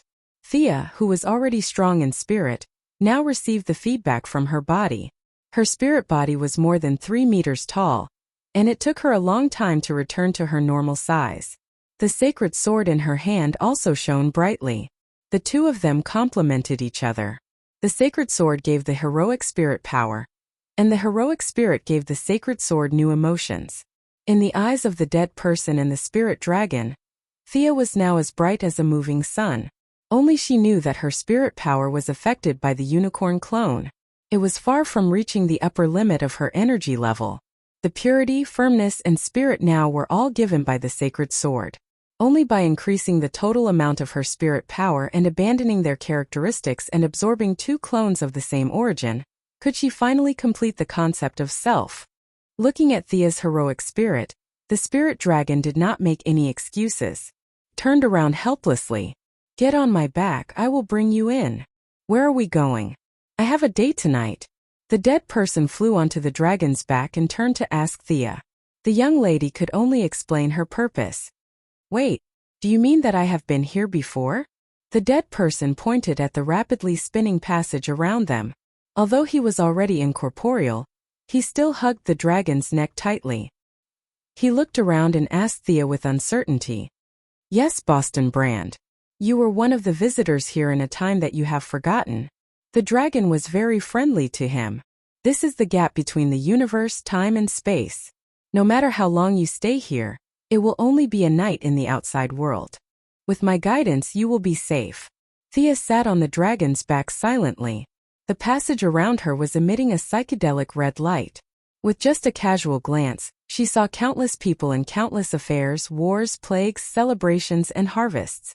Countless good and bad things were presented before her eyes. Even with her current brain power, it was tiring to accept so much information at the same time. Endless passages and endless universes spun before her eyes. She simply closed her eyes and focused on communicating with the sacred sword that she had absorbed into her body. The dragon explained and stopped talking. It could be seen that it was also a quiet person. After that, the short journey was left with the screams of the dead person. "That 2-story building over there seems to be my house in Gotham." "Hey brother, aren't you a dragon? Why are you spinning while flying? How long will it take? You won't keep flying until you die, right? Although I'm already dead. You're spinning too fast. I think I'm the first dead person in history to vomit out a spirit stomach." Sia's forehead popped up like a watermelon. This guy was too talkative. "Shut up, dead person." Although that was what she said, the dead person could not be blamed. The dragon was like an acrobat, rolling continuously in the countless passages. Thea only felt that she was spinning with him. At first, she was sitting still like a grandmaster. Later, she could not stand it anymore. She hugged the other neck of the dragon and watched it gradually fly into the depths of the passage. Chapter 443. Time seemed to have lost its meaning here. Thea was like a traveler who had fallen into a quagmire. She hugged the dragon's neck and watched it perform its flying skills as if it was courting death. The dead people who were shouting beside her were also completely speechless. Only the dragon was still happily drilling towards the end of the passage. Thea felt that this fellow must be taking revenge on her for scaring it with the holy sword. Otherwise, why would it drill into the 100-meter-wide passage in a spiral? It was too late to say anything now. She could only hope that this path would end soon. After enduring for an unknown amount of time, her heroic spirit body felt that she had passed through a tough barrier. The fiery red passage was replaced by a dazzling golden light. "We're finally here." The young miss didn't have a physical body now, but she still took 2 deep breaths. This journey was really too challenging. "I'll send you here. I hope you have a good time here." The dragon's words were normal, but looking at its 2 heads and 4 eyes, one could tell that this fellow was overjoyed. After saying that, it turned around and flew to the other side. After the dragon left, Thea had time to look around. As far as her eyes could see, there was at least 100,000 kilometers of land. She could imagine how powerful the people who had created this place were. But now, as far as her eyes could see, there were mountains and a large amount of vegetation covering it. Through the gaps between the trees, she could see traces of ancient buildings scattered all over the place. The departure of many powerhouses gave this small space a chance to breathe. Without those powerhouses absorbing the world's origin every minute and every second, the people they left behind lived a good life. However, this place was forcibly created. Without those powerhouses guarding it, the counterattack of the world's consciousness forced these people to retreat step by step. As far as Thea's eyes could see, she could only see traces of civilization in the valley about 2 miles to the west. In this world of psychic power, it was like a paradise. shining with so much light that even Thea's eyes found it dazzling. What breathed here was not oxygen but color. Listening was not with the ears but with the soul. It was a very comfortable place. Thea stretched her body. Not only did she feel comfortable, the holy sword in her body also transmitted waves of joy. The energy distribution in this spiritual world was very uniform, and the effect of training was the same everywhere. Thea did not intend to interact with the survivors, but she did not forget her purpose. Sitting cross-legged, she used a method from Sargon's memory to meditate. Boss Yu, the dead man whose spiritual power is far weaker than Thea's, finally recovers. Seeing Thea sitting cross-legged, he is a little confused. What about me? What am I going to do? Can I leave now? Boston Brand, welcome home. A blue-skinned old man suddenly appeared on the left side of the two. Thea raised her eyebrows slightly. Sensing that the other party had no ill intentions, she calmed herself down and continued to immerse herself in her own world. The old man continued talking to the dead man as if he didn't see Thea. I've seen you in my dreams. The dead man, who was carelessly grabbed by the young lady as a key, finally remembered something and looked at the old man with some surprise. When you were 5 years old, you were beaten up by your parents who loved drinking more than they loved you. After that, you begged for someone to take you away from that home. At that time we heard your call. Your memory may have forgotten this place, but your heart is still here. Come, my friend, I'll show you around. The blue-skinned old man kindly extended his hand to the dead man. Thea nodded slightly, and the dead man walked to the other side with the old man. When they were far away, Thea's attention was completely focused on herself. She was no stranger to training her spiritual power. Whether it was learning from Madame Shiva when she was a warrior, or pondering on her own after getting Constantine's spellbook, or recently obtaining Sargon's memory and Morgan Le Fay's spell slate, Thea has already summed up a set of training methods suitable for herself. Spiritual power is different from magic power. It may sound mysterious, but in fact all intelligent creatures have it. It's just a matter of how much they have. Most creatures are trapped by the shackles of their bodies, and their spiritual power has always been suppressed by the various signals collected by the brain. What they see, hear, and think, every individual's brain is stuffed with this information. Except for a very few people with extraordinary talent, most people have been mediocre in their lives and have not discovered this ability. Mages have long realized the auxiliary effect of spiritual power on magic power. Physical attacks are the strength of the body, while spiritual attacks are exclusive to the soul. Spiritual power, magic power, and soul, they think that the three complement each other and are indispensable. When a mage's energy accumulates to a peak, the soul will leave the body, taking all the essence of the body with it, and walk to a new level of life. Whether it goes to a higher dimension, Thea does not understand, but the process of iridization recorded in many religious books is very similar to this process. This legendary realm, although not divine, is better than divine. Thea did not think too much about it. Those levels are too far away from her. She only wanted to improve her spiritual power, merge with her doppelganger, and return to her original self. The fusion of two souls gives her a natural advantage in spiritual power. Now that she has entered this spiritual space, coupled with the feedback of some energy from the holy sword from time to time, her progress is now 100 times faster than in the outside world. There is no sun rising and the moon setting here, and there is no passage of time. Thea sat alone in the same place, motionless. During this time, the dead people finished their tour and saw that she was still working hard, so they did not disturb her and left the space alone from the other side of the exit. Without knowing how long it has been, Thea's spiritual power accumulates very quickly without the shackles of her body. If it was only a trickle before, now it is like a pure lake. Just when she wanted to complete part of the fusion, the holy sword stopped her. It is not time yet. Thea can only continue to accumulate. With the growth of her spiritual power, the whole spiritual space is affected. The earth trembles and the sky flashes. However, except for the blue-skinned old man who glanced at it from afar, the rest of the survivors did not care. For them, time is meaningless and survival is meaningless. Living or dying will not make them frown. That is, Thea is busy with her own things, otherwise she will definitely complain that these guys are so numb to the extent that they will not be surprised even if the sky falls. When Thea's spiritual power breaks through a certain threshold, the new function of the holy sword is open to her. With the help of the special environment here and the emotions of the Holy Sword as a channel, she can now hear the pleas of many lives. As the chosen one of the moon god, she has the ability to hear people chanting her name at night. This ability seems cool, but it actually causes her a lot of trouble. Chapter 444. It was fine when she was unknown, but when her name became widely known, a large number of spam messages annoyed her. She was young, beautiful, talented, and wealthy. With so many advantages, how could she not be talked about? Unfortunately, her ability only worked at night. There were almost no people who sang her praises in the middle of the night. Most of the time, one or a few perverted men would call her name in a corner, and then they would have all kinds of fantasies, and even do some more disgusting things. This troubled her for a long time. These people did not deserve to die, and they did not even have anything to do with her. They just took advantage of her verbally. She could not kill them with an arrow from a distance, could she? The number of these unscrupulous people increased as her fame grew.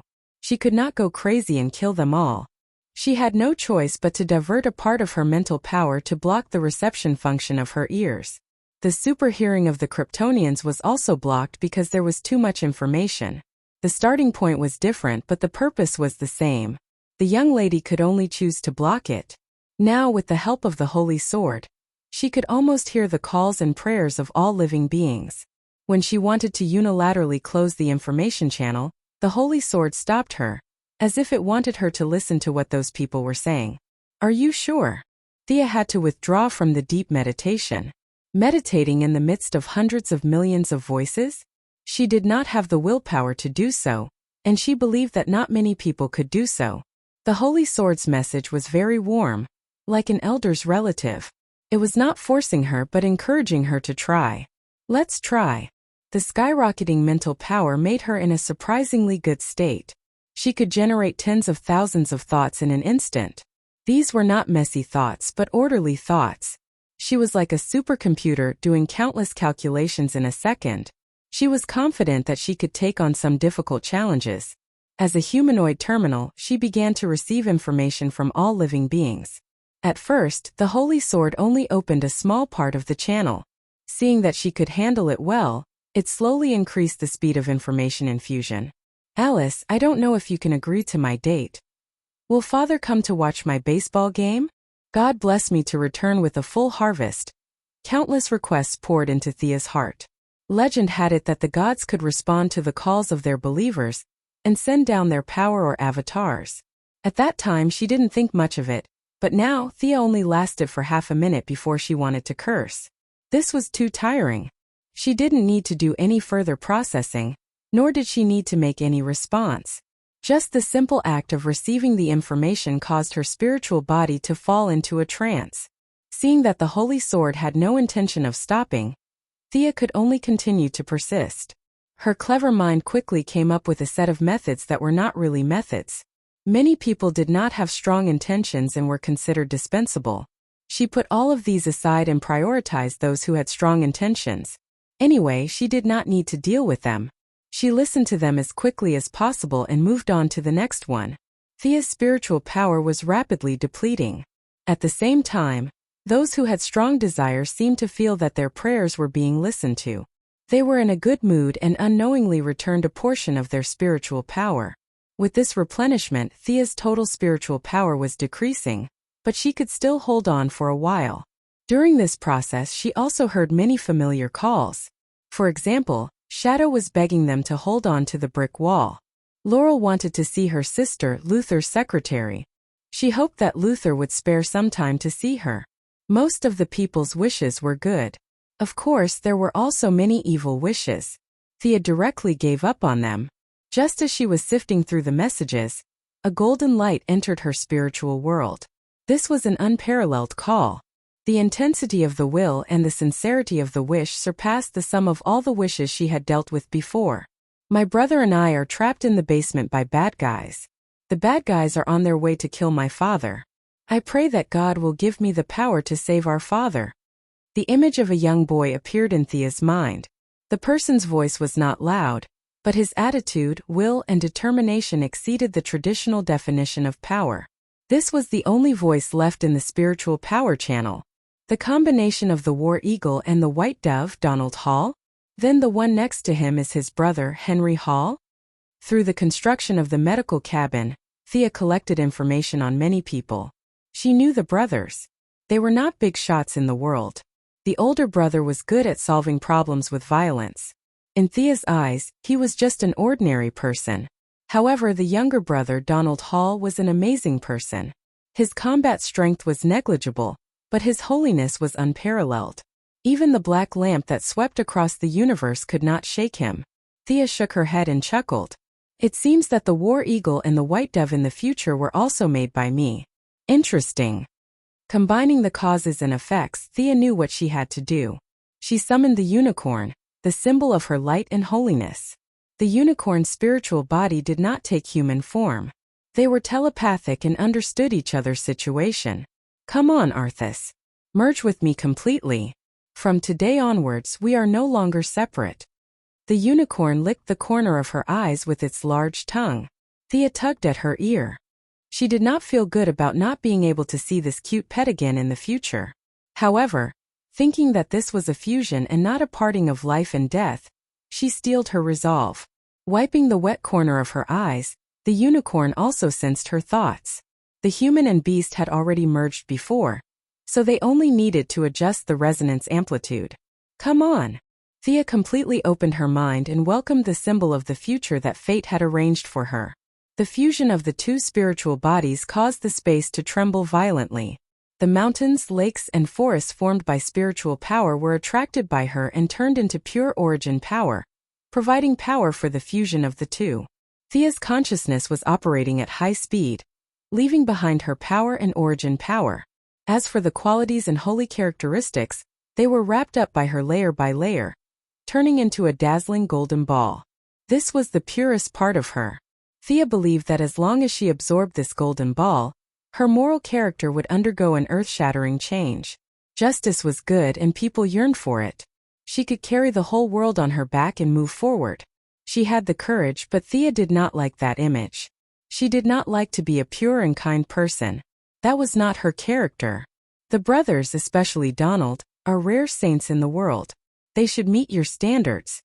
Thea seemed to be talking to the unicorn after the fusion, but also to herself. This time the fusion was complete. She no longer had the golden helmet and golden armor. What followed was a drastic change in her life level. Perhaps she was still not as good as Superman Diana, but there were very few people on this earth who could match her. This golden ball was more or less contaminated with some of Thea's essence and a small part of the unicorn's ability. The power inside could completely change the Donald brothers. Chapter 445. Thea had wasted some time, but for the Donald brothers not even a tenth of a second had passed. Following Donald's shout before he could finish, a voice that was far beyond the limits of their imagination rang out in their hearts. Power, you desire power? Then I'll give you power. Thea did not intend to scare them, but she was too far away from the material world, so she could only communicate with them telepathically. However, she neglected the fact that they were just two ordinary teenagers, while she was not bound by her body, and her spiritual power had increased by 100 times, so the difference between them was unimaginable. Seeing that the two brothers were dumbfounded, Thea felt that it was a good time to throw the golden ball over from the other side of the passage. The golden ball automatically split into two parts according to her will, and fused with the two brothers. The older brother, Henry Hall, received the larger part of the power according to his own wishes, while the younger brother, Donald Hall, received the heart of justice and holiness. The originally noble nature was now sublimated to a level that even Thea was amazed. This was not 1 + 1 = 2 but a qualitative change in faith. The soul of this young man named Donald Hall was overflowing with golden light. Even without testing, Thea could imagine that he was almost immune to soul magic and dark magic. It was too pure, and except for those who could not be named, no one could do anything to his soul. The two brothers both received the flying ability of adult unicorns, as well as physiques that surpassed ordinary people. The older brother received more power, while the younger brother received more virtue. When you're in danger, summon the war eagle and the white dove to awaken the power in your body. Go do what you need to do. The flow of time between the two worlds was very different. One side flowed rapidly, while the other remained motionless. Thea had to do her best to stop the erosion of time, and it was very difficult for her to resist. She simply told the two brothers how to use it, and unilaterally cut off the connection. The noble qualities were not wasted, and the power was entrusted to those who needed it. Next, whether the two lived or died had nothing to do with her. They were not her family, friends, or subordinates, so Thea quickly put them to the back of her mind. Thea spent a lot of time fusing with the clone that represented the dark side. Thea's personality was more unique and unique. In order to extract her essence, Thea spent a lot of effort. Compared to the unicorn that represented light and justice, the dark element doppelganger was the one that resembled her the most. In order to prevent this part of her personality from being corrupted, Thea could only be extremely careful. Slowly, bit by bit, she analyzed the doppelganger bit by bit, leaving behind her mana and her elemental attributes. However, his several attempts to condense had all ended in failure. The magic power of the main body and the doppelganger was too deeply entangled. It was simply impossible to condense the magic power like the unicorn. The courage to do so. After failing for the third time, Thea reached out her hand and stroked the holy sword. She knew that it was time for her to make up her mind. As she waved her sacred sword, a large amount of magic power wrapped around her clone's personality and abilities were forcefully sliced out of her clone's body. There were no visual effects of flesh and blood flying everywhere, nor were there any heart-wrenching cries of pain. All that was left was the trembling of her soul. That was really painful. Thea's spiritual body had been severely damaged, and her total amount of magic power had been reduced by 20%.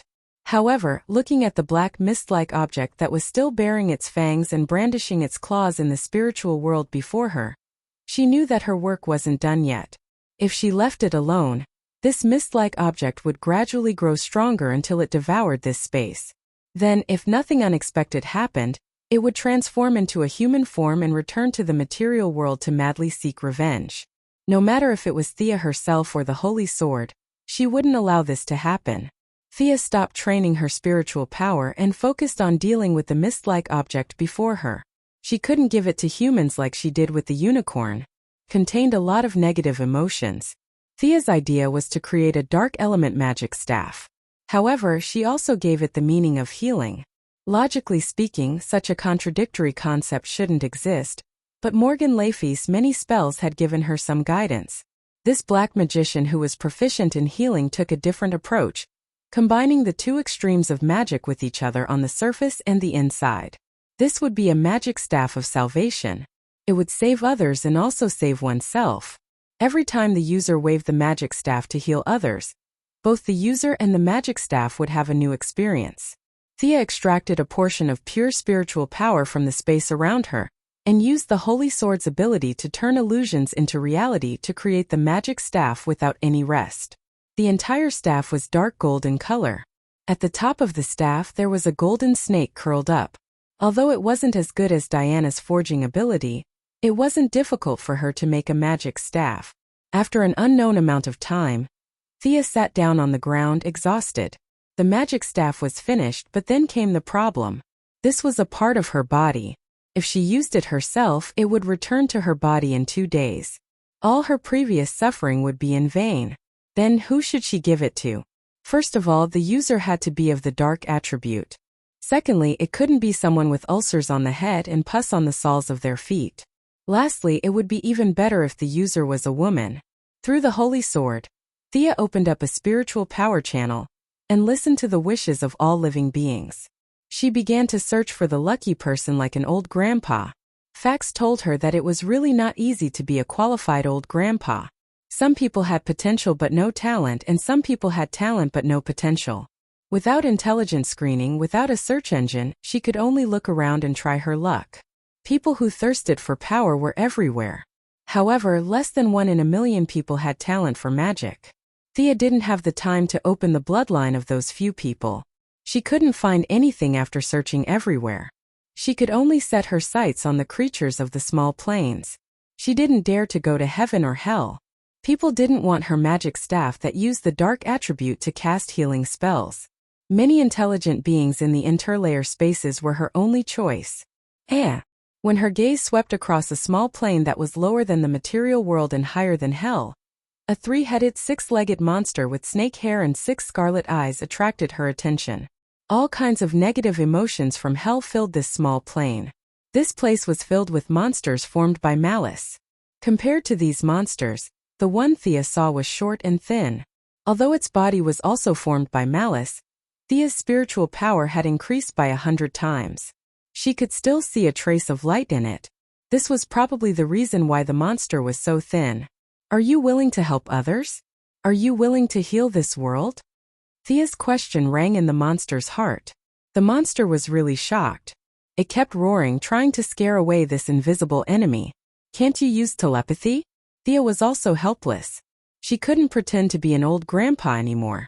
She might as well just throw the item to the monster. Chapter 446. When the staff was about to leave her hand, Thea realized that she had to completely sever her relationship with the staff. From now on, the staff was the staff and she was herself. It was best for them to have no connection. I am Asclepius, the god of medicine. You have the light that you haven't realized yet. You are worthy of redemption. I give you this staff. Save yourself and I hope you can save the world. She did not leave her name, nor did she leave the names of Diana, the moon goddess, and others who were related to her. Instead, she borrowed the name of the god of medicine in Greek mythology. The son of Apollo, the god of light in the myths and legends, had never appeared in Thea's memory. Saving people with a snake staff was his standard image. Although she had used his name, it was a good thing. Presumably, he would not mind, right? On the other side, the snake-haired monster looked at the staff that fell in front of it. Its 3 heads searched up and down, left and right, but found nothing. Finally, it boldly grabbed the staff. Save the world and save yourself. You have woken up from the abyss dream. From now on, your name is Nurse Nightmare. The snake-haired monster was affected by the residual magic on the staff. Its illusory body gradually shrank, and a somewhat vague female figure gradually appeared. Thea left a sentence that confused her, and unilaterally closed the passage. Like the brothers Warhawk and White Dove on the other side, these 3 people were not her subordinates. Whether they lived or died in the future, it had nothing to do with Thea. What they could do was entirely up to them. Although her magic was damaged, her spiritual power had increased by a lot. Thea was a little surprised. She was no longer a noob. Such an increase for no reason could only mean that her physical fitness had improved greatly after the fusion, and it was reflected in the spiritual world. She could not practice her spiritual power anymore. Her main purpose had been achieved. She needed to return to the material world to adapt to her new body. Sorry to disturb you. I'll take my leave now. The blue-skinned old man who acted as a guide for the dead people had been watching from a distance. When she stopped, the old man slowly walked over. Thea thanked him politely. The old man was very kind. You're welcome as well. From now on, this will be your home. Even Thea could not stand it anymore. She had absorbed at least 1/10 of the remaining spiritual power in this world. However, she was not regretful and was even welcome to come again. This made her feel a little ashamed. He had the heart to repay something. A check? They were all spiritual bodies, so they were definitely useless. Gemstones? Similarly, he couldn't bring it in. Thea was a little worried. Looking at their lifeless city, she suddenly had an idea. Let's create something for them to pass the time. They had no use for the few pastimes of modern society. So Thea directly used her spiritual power to shape them, and used the holy sword to give them life. She created a lot of small animals. What made her sigh was that the first small animal she had unconsciously made was a unicorn.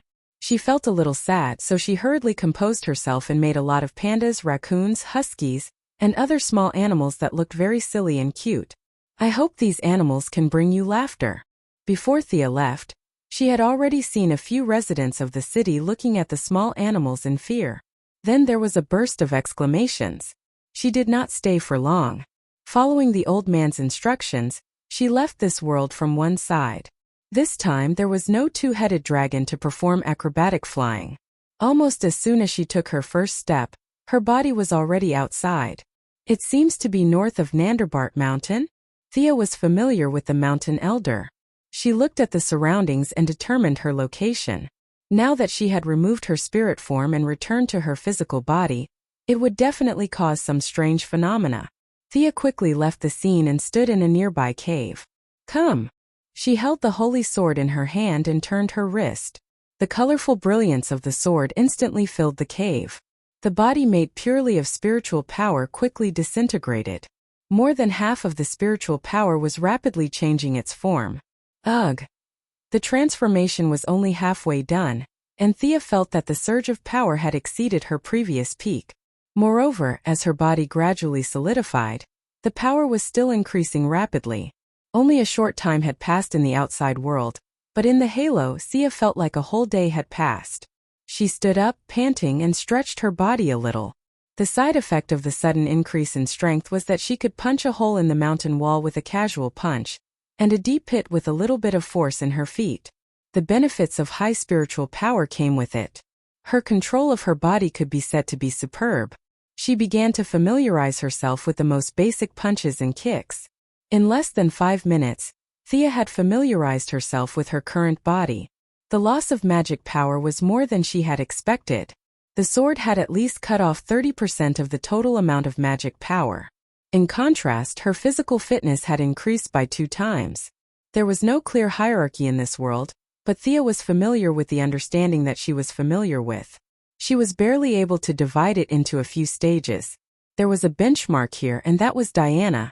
Her strength should be at the level of a high-level demigod.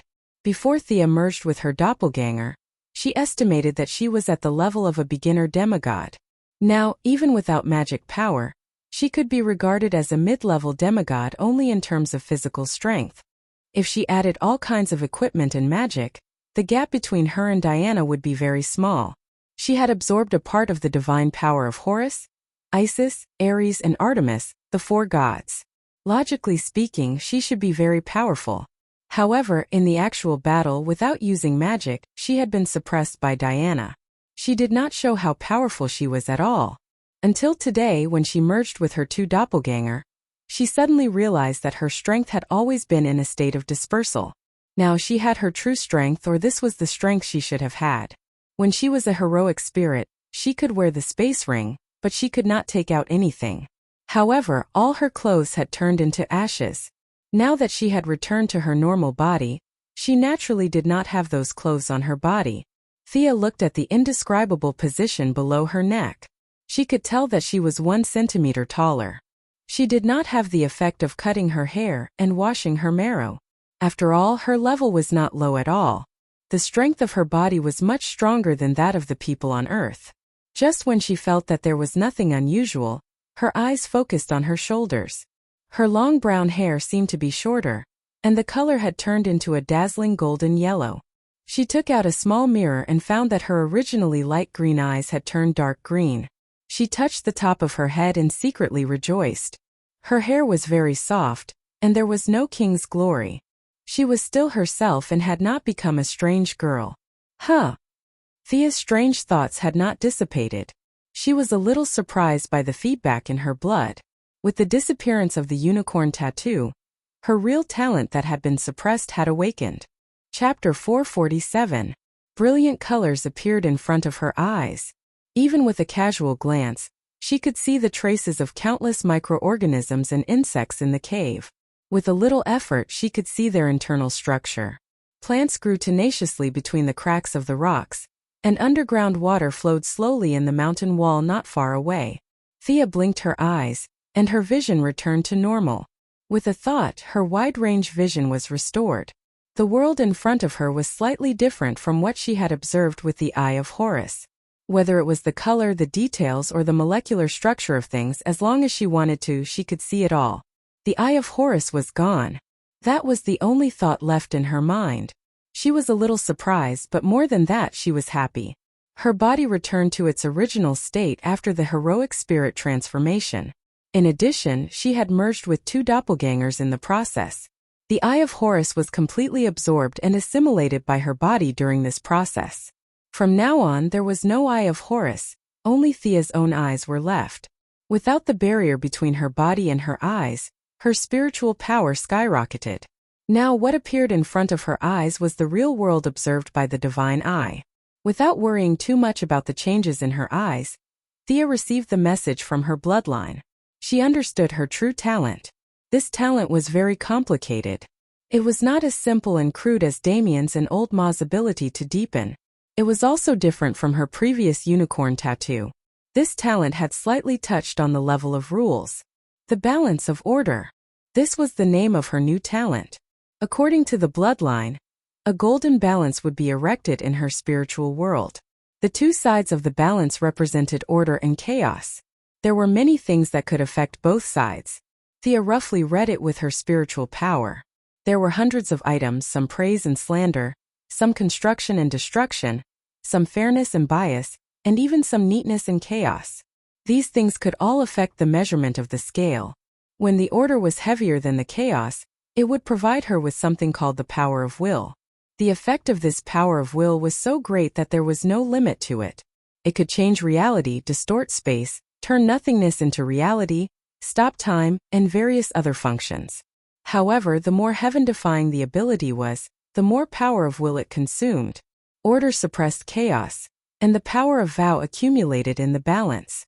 When she extracted it, the balance would return to its original balance point, and a new round of measurement would begin. When chaos overpowered order, she gained nothing. She could only try her best to increase the weight of order. There was no punishment in this process, but there were also no benefits.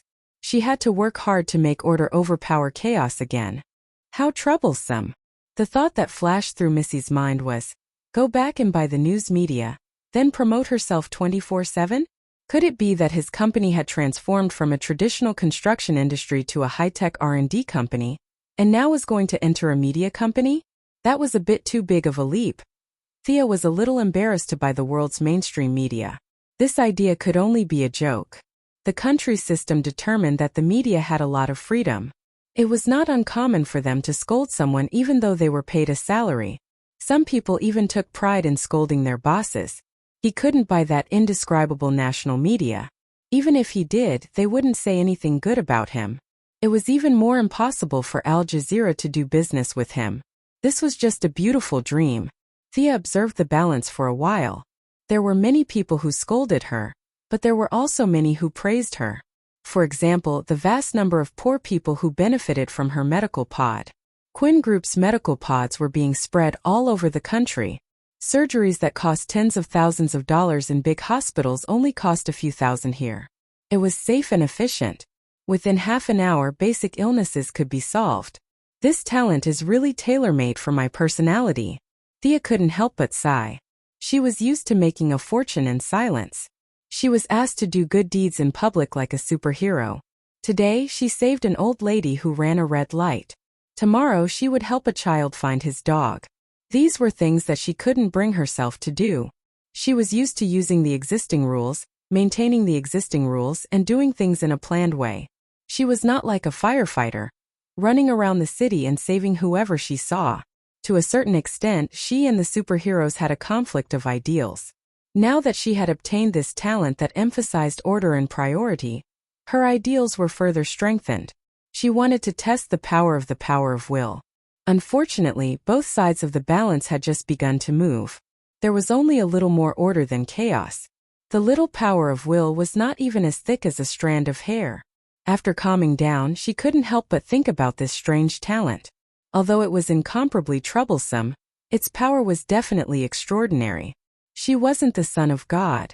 With such a strong bloodline talent, even Merlin didn't awaken this level of talent when he was a wizard apprentice, let alone Damien and Old Ma. After eliminating a few impossibilities, the only explanation was that her true talent had always been suppressed and was constantly changing as her ability deepened. Or rather, her talent awakening had never progressed to the final step. When the unicorn tattoo was removed and this talent appeared, it was already so strong that no one could compare to it. Others awakened their talents when they were mortals, but Thea was forcibly suppressed until now. Purely from the perspective of talent, she was probably the first demigod-level wizard apprentice in history. She checked her body on the spot. Although she was in a cave, there was still light. She still retained her ability to absorb sunlight and moonlight. Otherwise, she would rather be a warrior if she had to practice 18 types of meditation techniques a day like Mr. E. She took out a set of clothes from the spatial ring. Between flying back or teleporting back, she hesitated for a second. She was afraid that it would be troublesome, so she chose to teleport.